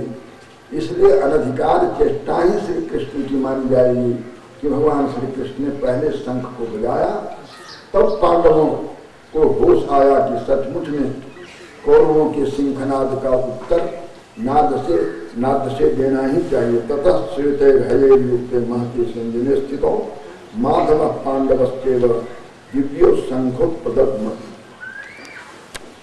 अर्जुन का रथ कोई छोटा नहीं था, महान रथ था। जिस रथ में 4 घोड़े जुटे हुए थे, सफेद रंग के 4, श्वेते हये युक्ते महती रथे, महान रथ था जिसमें 4 घोड़े जुटे हुए थे और जिस पर माधव लक्ष्मीपति श्री कृष्ण रथवाहक थे, पांडव रथी थे। इन दोनों ने भी दिव्य शंखों को बजा डाला। दिव्यो शंखो प्रदत्मत। श्री कृष्ण के शंख का नाम पांचजन्य था पंचजन का नाम का एक दैत्य जो समुद्र में रहता था, उसे मार करके भगवान श्री कृष्ण ने उसकी हड्डी को शंख के रूप में स्वीकार कर लिया था। इसलिए उस शंख का नाम पांचजन्य था। ऋषिकेश, ऋषिक माने इंद्रियां, उसका जो शासक हो, इंद्रियों का दास न हो किंतु इंद्रियों का स्वामी हो, उसी को ऋषिकेश कहते हैं। ऋषिकेश श्री कृष्ण ने पांचजन नामक संघ को बनाया और धनंजय अर्जुन ने देवदत्त नामक संघ को बनाया। महासंघ जो पौंड नामक महासंघ था, उसे वृकोदर भीम ने, भीमकर्मा वृकोदर ने बजा दिया। अनंत विजय नामक संघ को राजा दुर्योधन, कुंती पुत्र राजा युधिष्ठिर ने बजाया और नकुल सहदेव ने सुघोष मणि पुष्पक नामक संघ को बजाया। जरूर खटक रहा होगा दुर्योधन धृतराष्ट्र को सुनकर के। दुर्योधन को राजा विशेषण देना तो उसके लिए प्रसन्नता का हेतु हो सकता है, पर युधिष्ठिर को भी जो राजा कह दिया, राजा युधिष्ठिर कुंती पुत्र, राजा युधिष्ठिर जो कुंती के पुत्र हैं, उन्होंने अनंत विजय नामक संघ को बजाया। और बोलने वाले संजय हैं, धृतराष्ट्र के प्रधानमंत्री हैं, प्राइवेट सेक्रेटरी हैं। अब धृतराष्ट्र के मन में जरूर चुभता होगा कि युधिष्ठिर को भी राजा कह दिया है। असल में युधिष्ठिर को अभी भी प्रजा राजा के रूप में मानती ही है, और राज चिन्ह, राज स्वभाव, राजनीति आज भी युधिष्ठिर के शरीर में ज्यों के क्यों विद्यमान है। ऐसी स्थिति में संजय ने यदि युधिष्ठिर को राजा विशेषण दिया हो तो कोई अनुचित नहीं है। राजा युधिष्ठिर, कुंती के पुत्र राजा युधिष्ठिर ने अनंत विजय नामक संघ को बजाया। नकुल ने सुघोष नामक संघ को, सहदेव ने मणिपुष्पक नामक संघ को बजाया। काश्यश्च परमेश्वासा, बड़े धनुष वाले काशीराज ने शिखंडी, द्रुपद के बड़े पुत्र शिखंडी जो महारथ हैं, उन्होंने धृष्टद्युम्न ने, विराट ने, सात्यकी ने, अपराजित सात्यकी ने, द्रुपद राजा द्रुपद ने, द्रौपदी के पांचों पुत्रों ने, हे राजन, सुभद्रा पुत्र अभिमन्यु जो महाबाहु हैं, इन सभी ने अलग अलग अपने संघ को बजाया। जिन संघों की ध्वनि सबको सुनाई पड़ी, सघोषो धातराष्ट्राणाम, पर पांडव दल के रणघोष के बाद परिणाम क्या निकला, उसे भी दुर्योधन संजय कहते हैं, धातराष्ट्राणाम हृदयानि विदारयत्। धृतराष्ट्र पक्ष के जितने भी वीर थे सभी के हृदय को फाड़ डाला, सबको हार्ट अटैक की बीमारी हो गई, हृदय रोग हो गया। नभश्च पृथ्वी में चैवा, आकाश और पृथ्वी में व्याप्त होता हुआ बड़ा भयंकर नाद हुआ। ऐसा दुर्योधन सुना रहे हैं द्रोणाचार्य से। यहाँ तक तो बात हो गई, किम कुर्वता माम का पांडवाश्चैव किम कुर्वता, ये जो प्रश्न किया था उस प्रश्न का उत्तर हो गया। अब आगे का परिणाम होता, अथ व्यवस्थितान दृष्ट्वा धातराष्ट्रान कपिध्वजा प्रवृत्ति शस्त्र संपाति धनुरुद्यम पांडव। व्यवस्थित देखा, धृतराष्ट्र पक्ष वालों को व्यवस्थित देखा। किसने? कपिध्वज अर्जुन ने। अर्जुन का एक नाम कपिध्वज भी है, क्योंकि अर्जुन के रथ के ऊपर जो पताका था, ध्वजा थी, उस पर हनुमान जी सदा बैठा रहते थे और समय समय पर वो कुछ अर्जुन के पक्ष में काम भी किया करते थे, इसलिए अर्जुन को कपिध्वज भी कहते हैं। कपिध्वज अर्जुन ने धृतराष्ट्र के पक्ष वालों को व्यवस्थित देख करके, जबकि अब शस्त्र प्रहार करने का प्रसंग आ गया है, तो धनुष उठाकर बोलते हैं। पांडव अर्जुन बोलता है, ऋषिकेश से बोलता है। यह वाक्य कहता है जो कि आगे तक अर्जुन कहता है, दोनों सेनाओं के मध्य में, हे अच्युता, मेरे रथ को ले जाकर खड़ा कर। कल तक तो रथ चलाने के लिए भगवान श्री कृष्ण से अर्जुन ने प्रार्थना की थी, और आज अर्जुन श्री कृष्ण को आदेश दे रहे हैं। संपूर्ण गीता में जहां कहीं अर्जुन कुछ बोलता है उसका अर्थ सामान्यतः लोग करते हैं अर्जुन ने प्रश्न किया है और श्री कृष्ण ने उत्तर दिया है। सावधान, क्या दुर्योधन अर्जुन जो आगे बोलने जा रहे हैं ये भी कोई प्रश्न है क्या? 2.5 श्लोक में जो कुछ अर्जुन बोलेंगे इसको भी प्रश्न मान लेंगे? यदि इसको भी प्रश्न मानेंगे तो हम कहेंगे कि आप गीता पढ़ना नहीं जानते, आइए फिर से हमारे पास आइए, हम आपको पढ़ाएंगे। यह तो अर्जुन का आदेश है, जैसे ड्राइवर को आप आदेश देते हैं हमारी गाड़ी को ले चलो अमुक जगह पर, इसी प्रकार से दोनों सेनाओं के मध्य में अपने रथ को ले जाकर खड़ा करने का आदेश अर्जुन ने दिया है श्री कृष्ण को, और श्री कृष्ण अर्जुन के आदेश का पालन करेंगे। ऐसी स्थिति में अर्जुन के समस्त वचनों का यही शीर्षक मानना कि अर्जुन प्रश्न करता है तो आपका गीता पढ़ना ठीक नहीं माना जाएगा।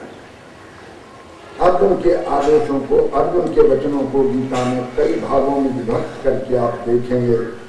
कभी कभी अर्जुन ने तो स्वीकृति भी दी है, यहाँ तो आदेश देता है। और एक बार 18वें अध्याय में जो भगवान श्री कृष्ण पूछते हैं, जो पूछेंगे क्या तुम हमारी बात समझ गए, एकाग्र चित्त से सुना है, तुम्हारा मोह दूर हो गया है, तो अर्जुन स्वीकृति देंगे। नष्टो मोह स्मृति लब्धा तो प्रसादान मयाच्युत स्थितो संदेह कैसे, ये भी कोई प्रश्न है क्या?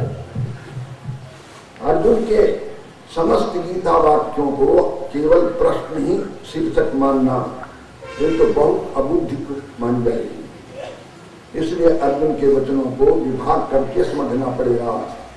अभी 2.5 श्लोकों में जो अर्जुन बोलेंगे या कोई अर्जुन प्रश्न नहीं कर रहे हैं, अर्जुन तो भगवान श्री कृष्ण को आदेश दे रहे हैं, अपने ड्राइवर को, अपने सारथी को आदेश दे रहे हैं। अर्जुन इसे मध्य रथम स्थाप्य मृत्यु, पर जिस समय आदेश अर्जुन देते हैं उस समय भी श्री कृष्ण के ऐश्वर्य का संस्मरण उन्हें है, इसलिए बहुत सावधानी के साथ अच्युत का अच्युत। अच्युत शब्द के 3 अर्थ होते हैं। जो अपने स्वरूप से कभी फिसलता नहीं उसको अच्युत कहते हैं, जो अपनी मर्यादा से कभी फिसलता नहीं उसको अच्युत कहते हैं, जो अपने ऐश्वर्य से कभी पतित नहीं होता उसको ऐश्वर्य कहते हैं। तीनों प्रकार से स्वरूपतः श्री कृष्ण कभी च्युत नहीं होते, क्योंकि वो ब्रह्म है। भगवान का ऐश्वर्य सृष्टि स्थिति पालन संहार जैसे ऐश्वर्य कभी कम नहीं होता, इसलिए श्री कृष्ण च्युत हैं। और चाहे दुनिया आक्षेप करते रहे कि श्री कृष्ण चरित्रहीन थे, पर अर्जुन जानते हैं कि श्री कृष्ण का चरित्र बहुत अच्छा है, उत्तम है, इसलिए चरित्र की दृष्टि से भी श्री कृष्ण अर्जुन अच्युत हैं। अतः अच्युत शब्द से संबोधित करके अर्जुन भगवान श्री कृष्ण को अत्यंत आदर दे रहे हैं। हे अच्युत सेनयोरुभयोर मध्य रथम स्थापय, दोनों सेनाओं के मध्य में ले जाकर मेरे रथ को खड़ा करो। जब रणमंत्र देने के लिए द्वारिका पहुंचे थे दुर्योधन और अर्जुन, दोनों एक ही दिन एक साथ पहुंचे थे, और भगवान श्री कृष्ण उस समय अपने सैन्य कक्ष में विश्राम कर रहे थे। पैरों की ओर हाथ जोड़े अर्जुन को देखा और सिरहाने की ओर एक बहुमूल्य कुर्सी सिंहासन पर बैठे हुए दुर्योधन को देखा। सिर की ओर जो बैठा होगा उस पर आंख देर बाद में पड़ेगी, सामने पड़ेगा जो वही दिखाई पड़ेगा। अर्जुन दिखाई पड़े। अच्छा अर्जुन, इतने में दुर्योधन उछल पड़ा, प्रभु मैं पहले आया, आप भी आए हैं, स्वागतम। दोनों का स्वागत किया और आगमन का कारण पूछा कि किस जरूरत से आप लोग आए हैं, तो दोनों को एक ही काम था, रणमंत्रम लेना, युद्ध के लिए अपने पक्ष में लेने के लिए आमंत्रण देने आए थे। भगवान श्री कृष्ण ने कहा कि मैं तो पहले ही यह व्रत ले चुका हूं कि इस महाभारत में मैं नहीं लड़ूंगा, और भैया तो रथ यात्रा में निकल पड़ेंगे, वो भी इसमें भाग नहीं लेंगे। रही नारायणी सेना, वह लड़ सकते हैं। और यदि हमें आप कहेंगे तो आपकी किसी के पक्ष से, जिस पक्ष में मैं पढ़ूंगा उस पक्ष में रहूंगा, तो लड़ूंगा नहीं, निहत्थे बैठा रहूंगा। ऐसा विभाग जब कर दिया और दोनों ने जब रणआमंत्रण देने के लिए आए हैं, तो भगवान श्री कृष्ण ने कहा कि पहली नजर हमारी दुर्योधन के ऊपर पड़ी है, अर्जुन के ऊपर पड़ी है, इसलिए उन दोनों में से जिसका चुनाव अर्जुन करना चाहे वो अर्जुन को मिलेगा और शेष बचा हुआ दूसरे पक्ष को मिलेगा। दुर्योधन के मन में घबराहट थी कि कहीं नारायणी सेना अर्जुन ने ले ली तो हमारे हिस्से में श्री कृष्ण पड़ेंगे। वहां कुरुक्षेत्र में न राज की जरूरत है न कीर्तन की जरूरत है, वहां को युद्ध करने की आवश्यकता है, तो हमारे पक्ष में आकर के भी हमारा उपकार क्या करेंगे। पर श्री कृष्ण का निर्णय है और अर्जुन को पहले इसका बोलना पड़ेगा कि इन दोनों में से किसे स्वीकार करता है। अर्जुन ने कहा कि मैं तो आपको स्वीकार करता हूं। दुर्योधन बहुत प्रसन्न हुए और उन्होंने कहा बहुत ठीक है, ठीक है, ठीक है, हमारे पक्ष में आपकी नारायणी सेना लड़ेगी और अर्जुन ने आपको पसंद किया है तो आप उसके पक्ष में रहेंगे। उस समय भगवान श्री कृष्ण ने अर्जुन से पूछा है महाभारत में कि तुमने चुनाव करने में गलती क्यों कर डाली। तो अर्जुन ने कहा कि प्रभु, जहां आप हैं वहां सब कुछ है, पर एक हमारी अभिलाषा है, हमें बहुत दिनों से इच्छा है कि किसी समय आप हमारा ड्राइवर बने, रथवाहक बने, सारथी बने। वह समय आप आ गया है तो महाभारत युद्ध में आप हमारे रथ का सारथी बने। फलस्वरूप भगवान श्री कृष्ण ने अर्जुन के रथ का चालक, सारथी स्वयं बने थे, पर अर्जुन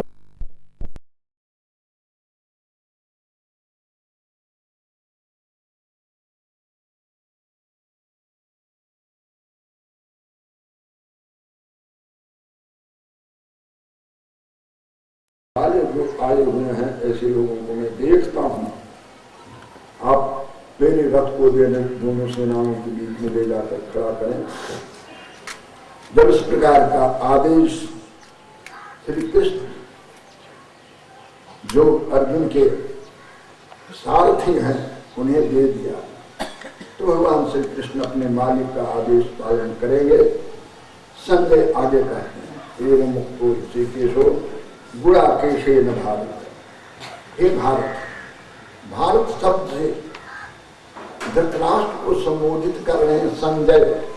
हे संजय, हे भारत, हे भारत। भरतवंशी होने कारण से धृतराष्ट्र भी भारत है, अर्जुन तो भारत है ही। पर आज भारत शब्द से संजय ने धृतराष्ट्र को संबोधित किया है, हे भारत, गुणाकेशेन एवं मुक्तो ऋषिकेशा। इस प्रकार गुणाकेश, गुणाकेश माने गुणाका माने इंद्रियां, निद्रा, गुणाका माने इंद्रियां, निद्रा जिसे जीत रखा उसको गुणाकेश कहते हैं। हम और आप एक रात्रि भी यदि जगे रहें, महाशिवरात्रि का समय आता है तो दूसरे दिन उसकी जगह पर कुछ विशेष सोना पड़ता है। पर अर्जुन निद्रा को जीत रखे थे, यदि वर्ष भर भी नहीं सोए तो भी उनके शरीर और मन के ऊपर उस जागरण का कोई प्रभाव नहीं पड़ता था। इसलिए अर्जुन का एक नाम गुणाकेश भी पड़ गया था। गुणाकेश जब इस प्रकार से ऋषिकेश श्री कृष्ण से कहा तो श्री कृष्ण ने दोनों सेनाओं के मध्य में रथोत्तम को स्थापन किया।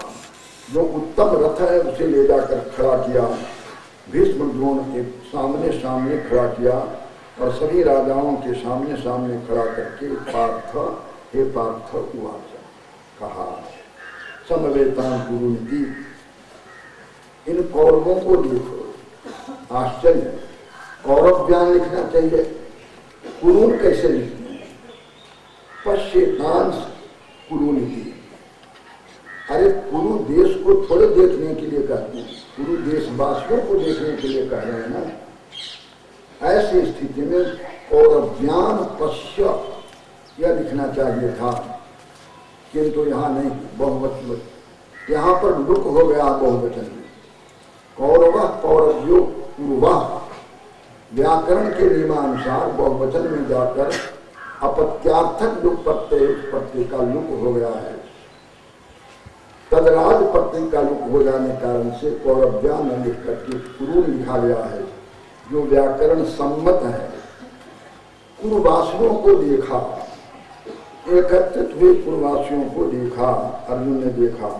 तत्र पश्चात स्थितान पार्था, तथा पुत्र अर्जुन ने देखा, अपने पितरों को देखा, पितामहों को देखा, गुरुओं को देखा, मामाओं को देखा, भाइयों को देखा, पुत्रों को देखा, पौत्रों को देखा, अपने मित्रों को देखा, ससुरों को देखा, सुहृदों को देखा।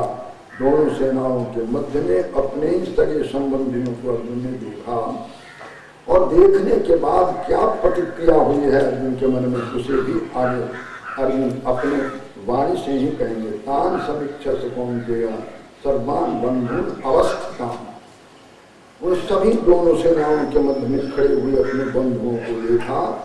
और कृपया पर्याविष्ट, कृपा से, कायरता से घिर गया अर्जुन, विषाद करते हुए यह बतला। ऐसे कृपा शब्द का अर्थ तो दया होता है, जैसा कि लोक में प्रचलित है। दया अर्थ में कृपा शब्द का प्रयोग प्रायशः लोग करते हैं। एक भक्त ने कहा, महाराज घर के झंझटों को देखते देखते मन चाहता है कि मैं छोड़ करके ऋषिकेश हरिद्वार चला जाऊं, पर जब छोटे छोटे बच्चों को देखता हूं तो दया आ जाती। हमने कहा भैया ये दया नहीं है, ये तो ममता है। जिसको आप दया कह रहे हो ये दया नहीं है। पड़ोस के गरीब बच्चों को देखकर यदि आपको दया आवे तब तो दया है, पर आपके अपने पुत्र पौत्र को देख करके जो दया करते हो वह दया नहीं है, वह तो मोह है, आसक्ति है। ऐसे अर्थ में भी कृपा शब्द का प्रयोग लोक में होता है। गीता में भी यहाँ पर कृपा शब्द का अर्थ वही है, कायरता ही है, मोह है, आसक्ति है। कृपया पर्या कृपया आविष्ट अर्जुन विषीदन इदम अब्दली, विषाद करता हुआ अर्जुन यह वचन बोलते हैं। और अर्जुन क्या बोलते हैं इसे उन्हीं के शब्दों में आप सुनिए। वे कहते हैं, हे कृष्ण दृष्टिम सदनम कृष्ण युक्ति समुपस्थितम सीदंती मन गात्राणि मुखम च परिशुष्यति वे पथुश्च शरीर में रोमहस्ते इमं स्वजनम दृष्ट्वा युत्सुम समुपस्थितम, युद्ध की इच्छा वाले सामने खड़े हुए इन्हें अपने परिवारों को देखकर मम गात्रान सीदंती, मेरे शरीरा अवयव शिथिल होते जा रहे हैं, मुख सूखता चला जा रहा है, शरीर में कंपन हो रहा है और बीच बीच में रोंगटे भी खड़े हो जाते हैं। गांडीव धनुष हाथ से सरकता जा रहा है, गांडीवम संसतीय हस्ता थे, चमड़ी जलने लग गई है। अब तो मेरा मन चक्कर काट रहा, मैं खड़ा होने के लिए भी समर्थ नहीं हूँ। न च स्वप्न अवस्था भ्रमती वचने बना निमित्ता ने, देखो किसी कार्य के आरंभ में शकुन जो होता है उसको निमित्त कहते हैं, और शकुन भी भावी सफलता असफलता का द्योतक होता है। आप किसी काम के लिए घर से निकले और जब ये बिल्ली रास्ता लांघ गई तो आप कहते हैं अब शकुन हो गया। और कोई विद्यार्थी पुस्तक लेकर पढ़ने के लिए स्कूल में पाठशाला में जा रहे हैं तो आपका भावी कार्यक्रम सफल रहेगा। तो शकुन अपशकुन का सूचक जो होता है ना, ऐसे ही अर्जुन भी बतलाते हैं कि इस समय कुछ अपशकुन दिखाई पड़ता है। हनुमान जी लंका यात्रा पर चले, पहली यात्रा जो हनुमान जी की हुई थी उस यात्रा के विषय में कहा। जामवंत के कहने पर हनुमान जी चले तो हनुमान जी कहते हैं कि जामवंत जी मालूम पड़ता है कि यह काम जिस काम के लिए हमें आप लोग भेज रहे हैं वह काम होकर के रहेगा। जामवंत ने पूछा कैसे, तो हमारे मन में बड़ा उत्साह है, किसी काम को करने में प्रसन्नता यदि हो तो उस काम की सफलता का वह द्योतक होता है। पर उसके विपरीत यदि कुछ अपशकुन दिखाई पड़ता हो तो वह विफलता का द्योतक भी होता है। अर्जुन कहते हैं रे पशुश्च शरीर में रोमहर्षित जायते, मेरा शरीर अवयव में कंपन हो रहा है, रोंगटे खड़े हो रहे, निमित्त भी विपरीत ही देखता हूँ हे केशव। इस युद्ध में मैं अपना कल्याण भी नहीं देखता हूँ, क्योंकि अपने ही परिवारों को मारने पर क्या कल्याण हो सकता है। दुर्योधन ने कहा था मदर्थी तीर्थ जीविता, मेरे लिए जीवन की आशा छोड़कर ये लोग लड़ने आए हैं। और अर्जुन इसके विपरीत बोलते हैं न कांक्षे विजय कृष्ण नजर अर्जुन सुखान हे कृष्णा, न मैं विजय चाहता हूँ और न मैं सुख चाहता हूँ, न राज्य चाहता हूँ।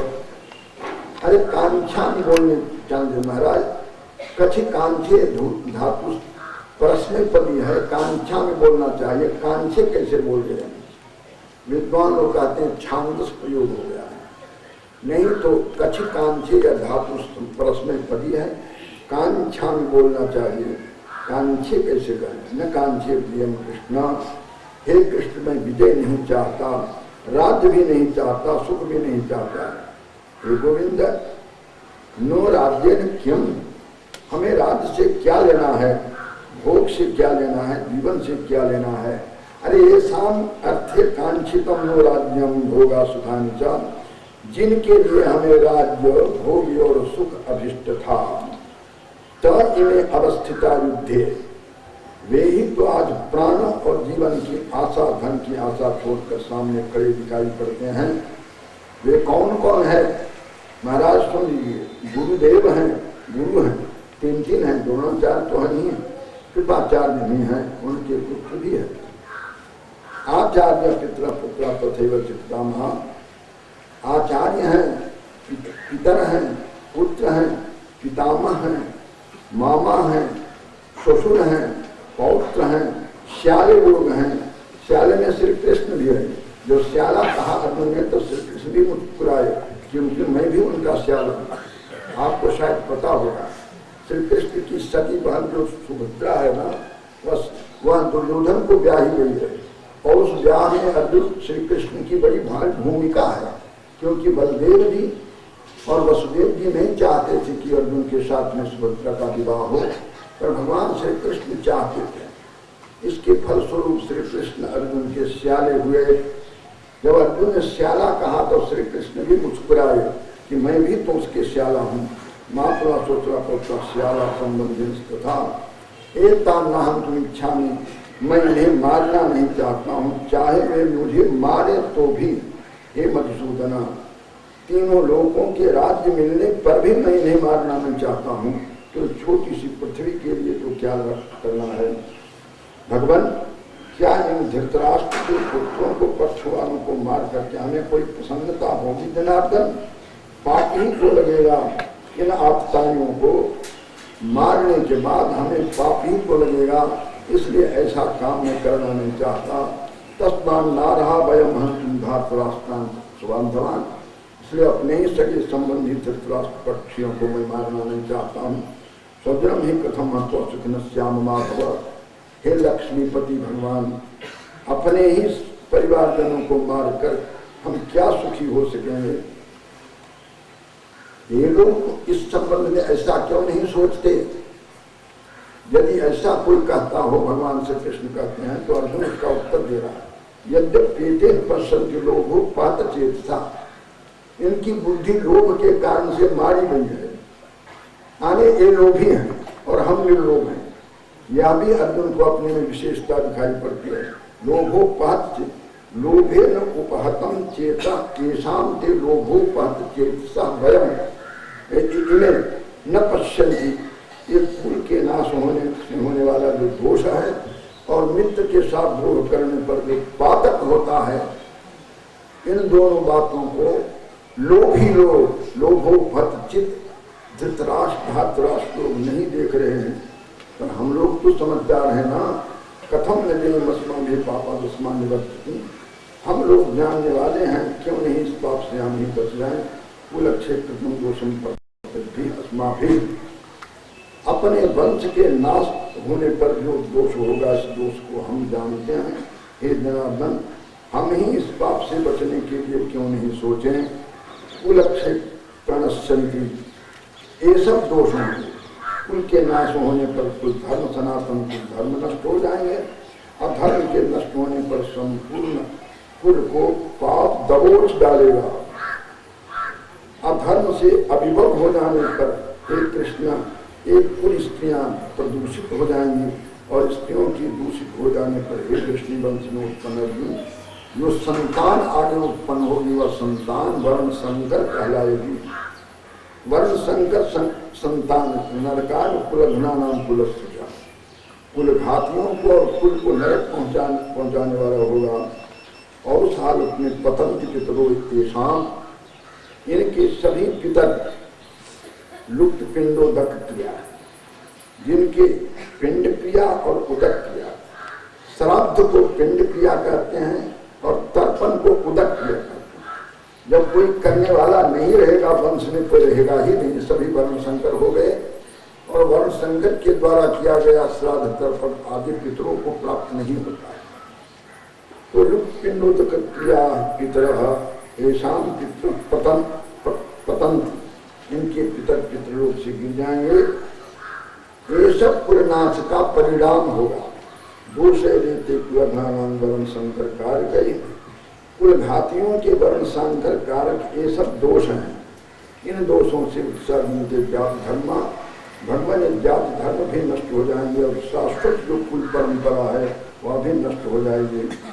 उत्सन्न कुल धर्मानाम मनुष्यानाम जनार्दन, हे जनार्दन, कुल धर्म जब नष्ट हो जाता है ऐसे मनुष्य का नरक में अनियतम वासो भवति, अनिश्चित काल के लिए नरक में उन्हें वास होना पड़ता है, ऐसा हमने विद्वानों से सुना है।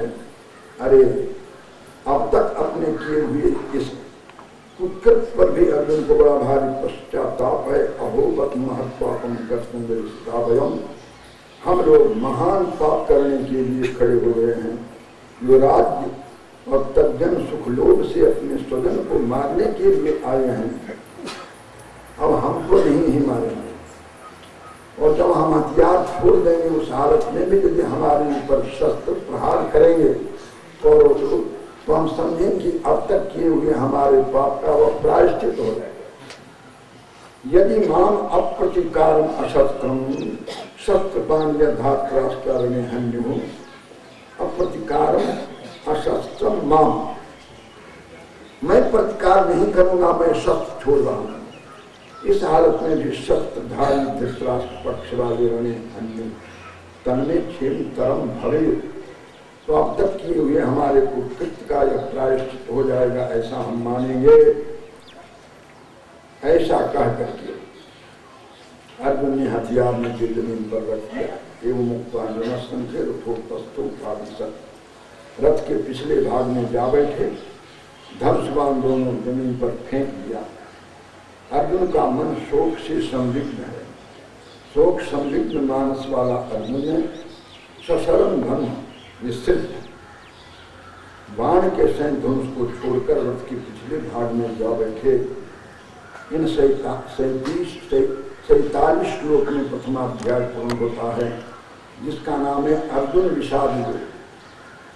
आजकल पूरे विश्व में और इस काल में भारतीय लोग बड़े सफल हुए। भारत के गुरु लोग योगा कराने, योग नहीं कराते, योगा कराते। देश विदेश में उनकी बड़ी मांग है। कराते तो केवल आसन व्यायाम, पर अच्छी राशि लेकर के विदेश से लौटते हैं। हम इसको अच्छा ही मानते हैं। इस हालत में भी भारत को विश्व का गुरु बना हुआ ही है। हमें इस बात की प्रसन्नता, कोई शिकायत नहीं है। यदि आसन सिखा करके भी भारत के गुरुत्व का संरक्षण कर रहे हैं तो एक प्रशंसनीय है आसन। पर ये योग नहीं, चलो इसको भी योग मान लो। पर आज एक ऐसा योग आ रहा है, अर्जुन विषाद योग। अर्जुन को विषाद हुआ, वह योग बन गया। अर्जुन का विषाद भी योग का नाम धारण कर लिया। इसलिए इस अध्याय का नाम है अर्जुन विषाद योगो नाम प्रथमो अध्याय। बात यह है, भगवत प्राप्ति प्राप्ति में जो कोई निमित्त बन सके वह योग है। बात तो सीधी साधी है। कर्म भी योग है, उपासना भी योग है।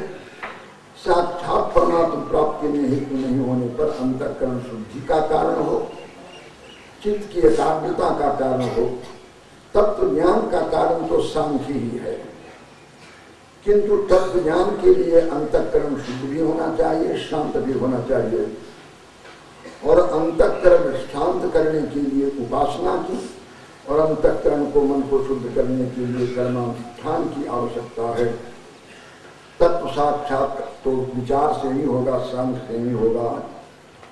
साक्षात या परंपरिया कल्याण का जो साधन हो उसको हम योग कहते हैं, भगवत प्राप्ति साधनों को योग कहते हैं। आज अर्जुन का विषाद भी भगवत प्राप्ति का निमित्त बन गया है।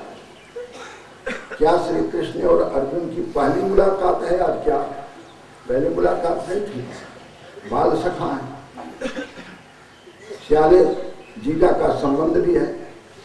कभी आज तक के गीता का उपदेश नहीं किया। यही मौका, एक फिर अच्छा निकला जब दोनों ओर से हथियार छूटने वाला है, तब गीता का उपदेश करने लगे श्री कृष्ण। यही मौका था। बात यह है कि आज जो दोनों सेनाओं में अपने ही बंधु बांधवों को विभक्त देखकर अर्जुन के मन में जो विषाद उत्पन्न हुआ, यह विषाद ही तो गीता सुनने का अवसर दिया है। इसलिए इस विषाद को भी भगवत प्राप्ति का निमित्त मानकर योग संज्ञा देना कोई अनुचित नहीं है। विषाद भी योग होता है। धन के नाश से, परिवार के नाश से, सम्मान के नाश से यदि सचमुच में सच्ची जिज्ञासा जग जाए तो उसे भी योग कहेंगे, वह भी योग हो जाता है। भगवत प्राप्ति का निमित्त बन जाता है। पति का मरण, पत्नी का मरण, परिवार जनों का वियोग यह हो जाए और उसके फलस्वरूप परमात्मा की लगन लग जाए तो वह वियोग भी योग बन जाएगा। आज अर्जुन को वियोग हुआ है, इसीलिए तो गीता सुनने को मिलेगा। अब तक के वियोग नहीं हुआ था, विषाद नहीं हुआ था, इसलिए अर्जुन को गीता सुनने का मौका नहीं मिला।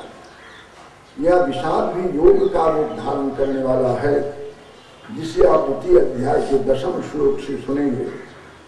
अमृत की मूसलाधार वर्षा होगी, उसे सुनेंगे। उसे आज तो हम नहीं कहेंगे, कल से कहेंगे। कल से वह प्रसंग आपके समक्ष आ जाएगा। विद्वानों का कहना है कि गीता के 18 अध्यायों को 3 भाग में विभक्त करो। 6 अध्यायों का 3 सप्त बनाओ।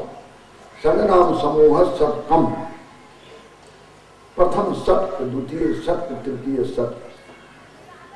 प्रथम सप्त से त्वम पदार्थ का शोधन, द्वितीय सप्त से तत्व पदार्थ का शोधन और तृतीय सप्त से तत्व पदार्थ ऐक्य बोध, यह गीता के द्वारा करवाया गया है। क्या लोगों का यह कथन सही है? आने वाले दिनों में हम आपको बतलाएंगे कि इस समय आप क्या कर रहे हैं। त्वम पदार्थ का शोधन कर रहे हैं, तत्व पदार्थ का शोधन कर रहे हैं, अथवा तत्व पदार्थ की एकता का ज्ञान करने जा रहे हैं। त्वम पदार्थ का शोधन माने जीवात्मा का शोधन। विचार से भी त्वम पदार्थ का शोधन होता है, कर्म और उपासना से भी त्वम पदार्थ का, क्योंकि त्वम में जो बहुत कुछ कचरा जुड़ गया है ना, उन कचरों को दूर करना है। कर्म और उपासना से भी दूर होता है, विचार से भी उन कचरों को दूर होता है। स्थूल सूक्ष्म कारण, ये तीनों शरीर जो आत्मा के साथ जुड़े हुए दिखाई पड़ते हैं, जिस बात को लेकर के हम कहते हैं मैं मनुष्य हूँ, मैं ब्रह्मचारी हूँ, मैं सन्यासी हूँ, मैं गृहस्थ हूँ, ये सब कचरे के साथ मैं को जोड़ करके आप बोला करते हैं। उसका संशोधन करना, उन कचरों से अलग हटाकर शुद्ध आत्मा का बोध कराना, यह त्वम पदार्थ का शोधन है। ऐसे तत्पदार्थ परमात्मा के संबंध में क्या क्या लोगों ने कह रखा है, उन सब से, उन कचरों से हटा करके तत्पदार्थ का वास्तविक अर्थ क्या होता है यह बतलाना तत्पदार्थ का शोधन। और दोनों पदों के अर्थ का, आत्मा परमात्मा की एकता का बोध तीसरे सत्य से होता है। इसलिए तत्व तत्व पदार्थ का शोधन और तत्व पदार्थ की एकता का बोध भी गीता 18 अध्यायों से कराया गया है। यह भी समीक्षकों का, गीता समीक्षकों का कथन है। गीता के समीक्षक यह भी कहते हैं कि प्रथम सत्य में कर्म की प्रधानता है, द्वितीय सत्य में उपासना की प्रधानता, भक्ति की प्रधानता है, और तृतीय सत्य जो 13वें अध्याय से प्रारंभ होता है उसमें ज्ञान की प्रधानता है। इन सभी बातों का ध्यान हम आपकी ओर, आपका ध्यान इस ओर खींचेंगे। आने वाले दिनों में आप सावधानी के साथ सुनिए, क्योंकि अपूर्व सुनने का मौका आपको मिल रहा है। और वह हम जो कुछ भी कहेंगे वो शंकराचार्य के भाष्य के आधार पर कहेंगे।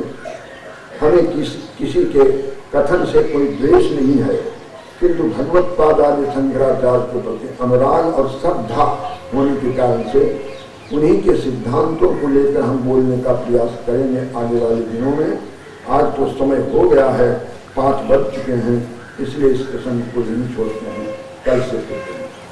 ओम पूर्णमद पूर्णमिदं पूर्णस्य पूर्णमादाय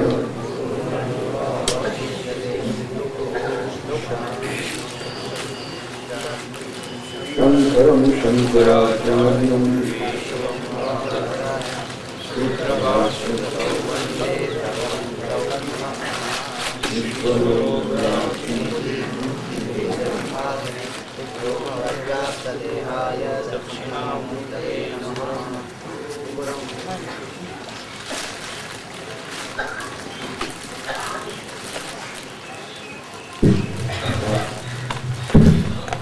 आरती होईपर्यंत कोणीही उठू नका। आरती झाल्यानंतर स्वामीजी जेव्हा मंडपाच्या बाहेर जातील तेव्हाच श्रोत्यांनी आपल्या जागेवरती उठायचं आहे आणि कार्यक्रम चालू असताना मोबाईल आपला बंद ठेवायचा आहे। लगेच काही मिनिटातच आरतीला प्रारंभ होईल। रोज ज्या गीतेवरती अष्टदशा प्रवचन स्वामींचा होत आहे त्या गीतेची आरती रोज संध्याकाळी ह्यावेळेस होईल। आताची आरती कदम साहेब ठरत आहे।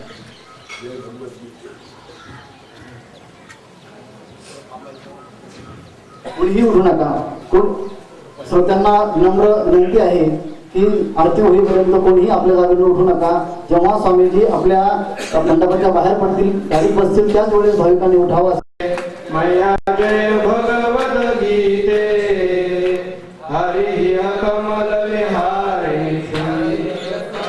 विहारिणी सुंदर सुपुनीते जय भगवद गीते प्रकाशिनी कामा शक्ति हरा तत्वज्ञान विकासिनी विद्या ब्रह्म परा।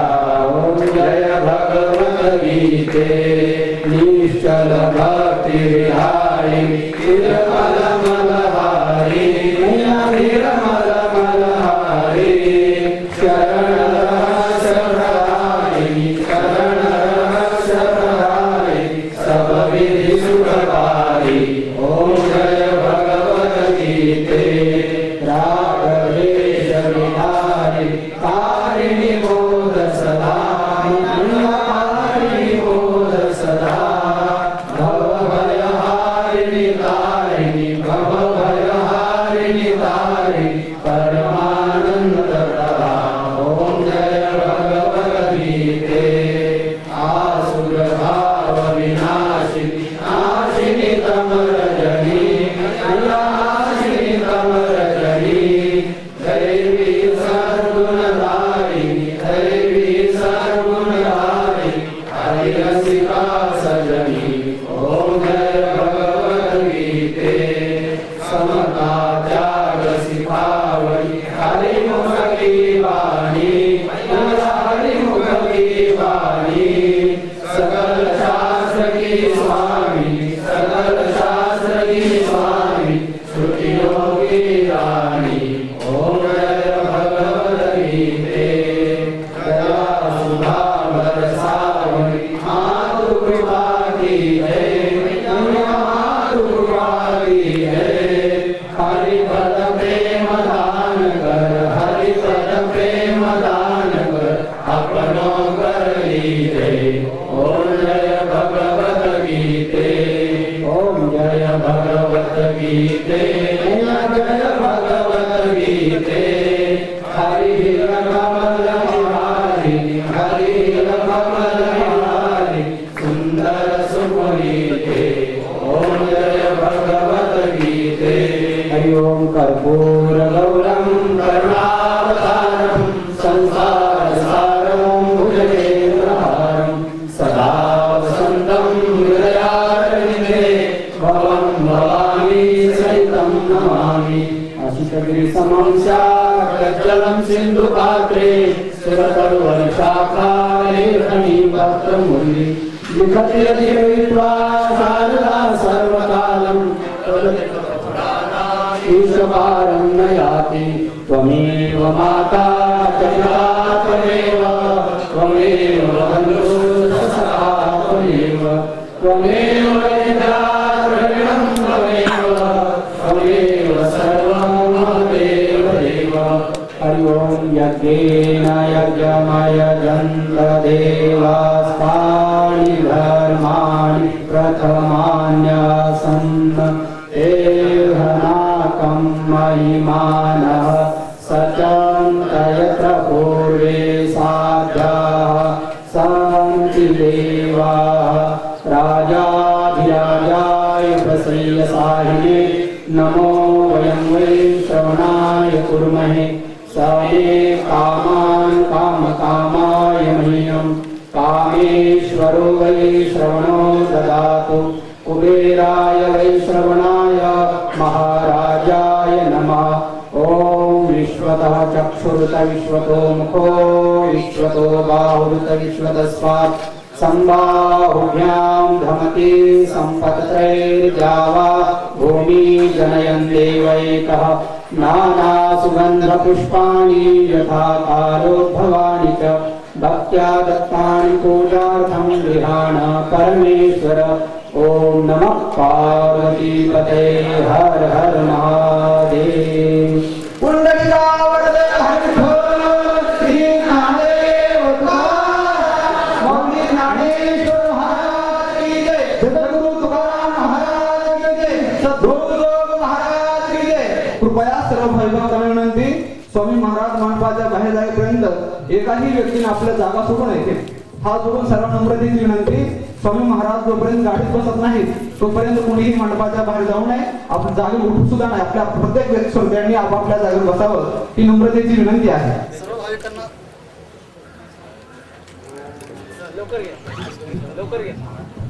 सर्व भाविकांना विनम्र निवेदन आहे की रोज या ठिकाणी आज 6:30 ते 8:30 कीर्तन होणार आहे आजचं कीर्तन आहे श्री हरिभक्त परायण गुरुवर्य मारुती महाराज कुरेकर यांचं कीर्तन होणार आहे 6:30 ते 8:30 या वेळामध्ये गुरुवर्य हरिभक्त परायण मारुती महाराज कुरेकर यांचं कीर्तन होणार आहे सर्व भाविकांनी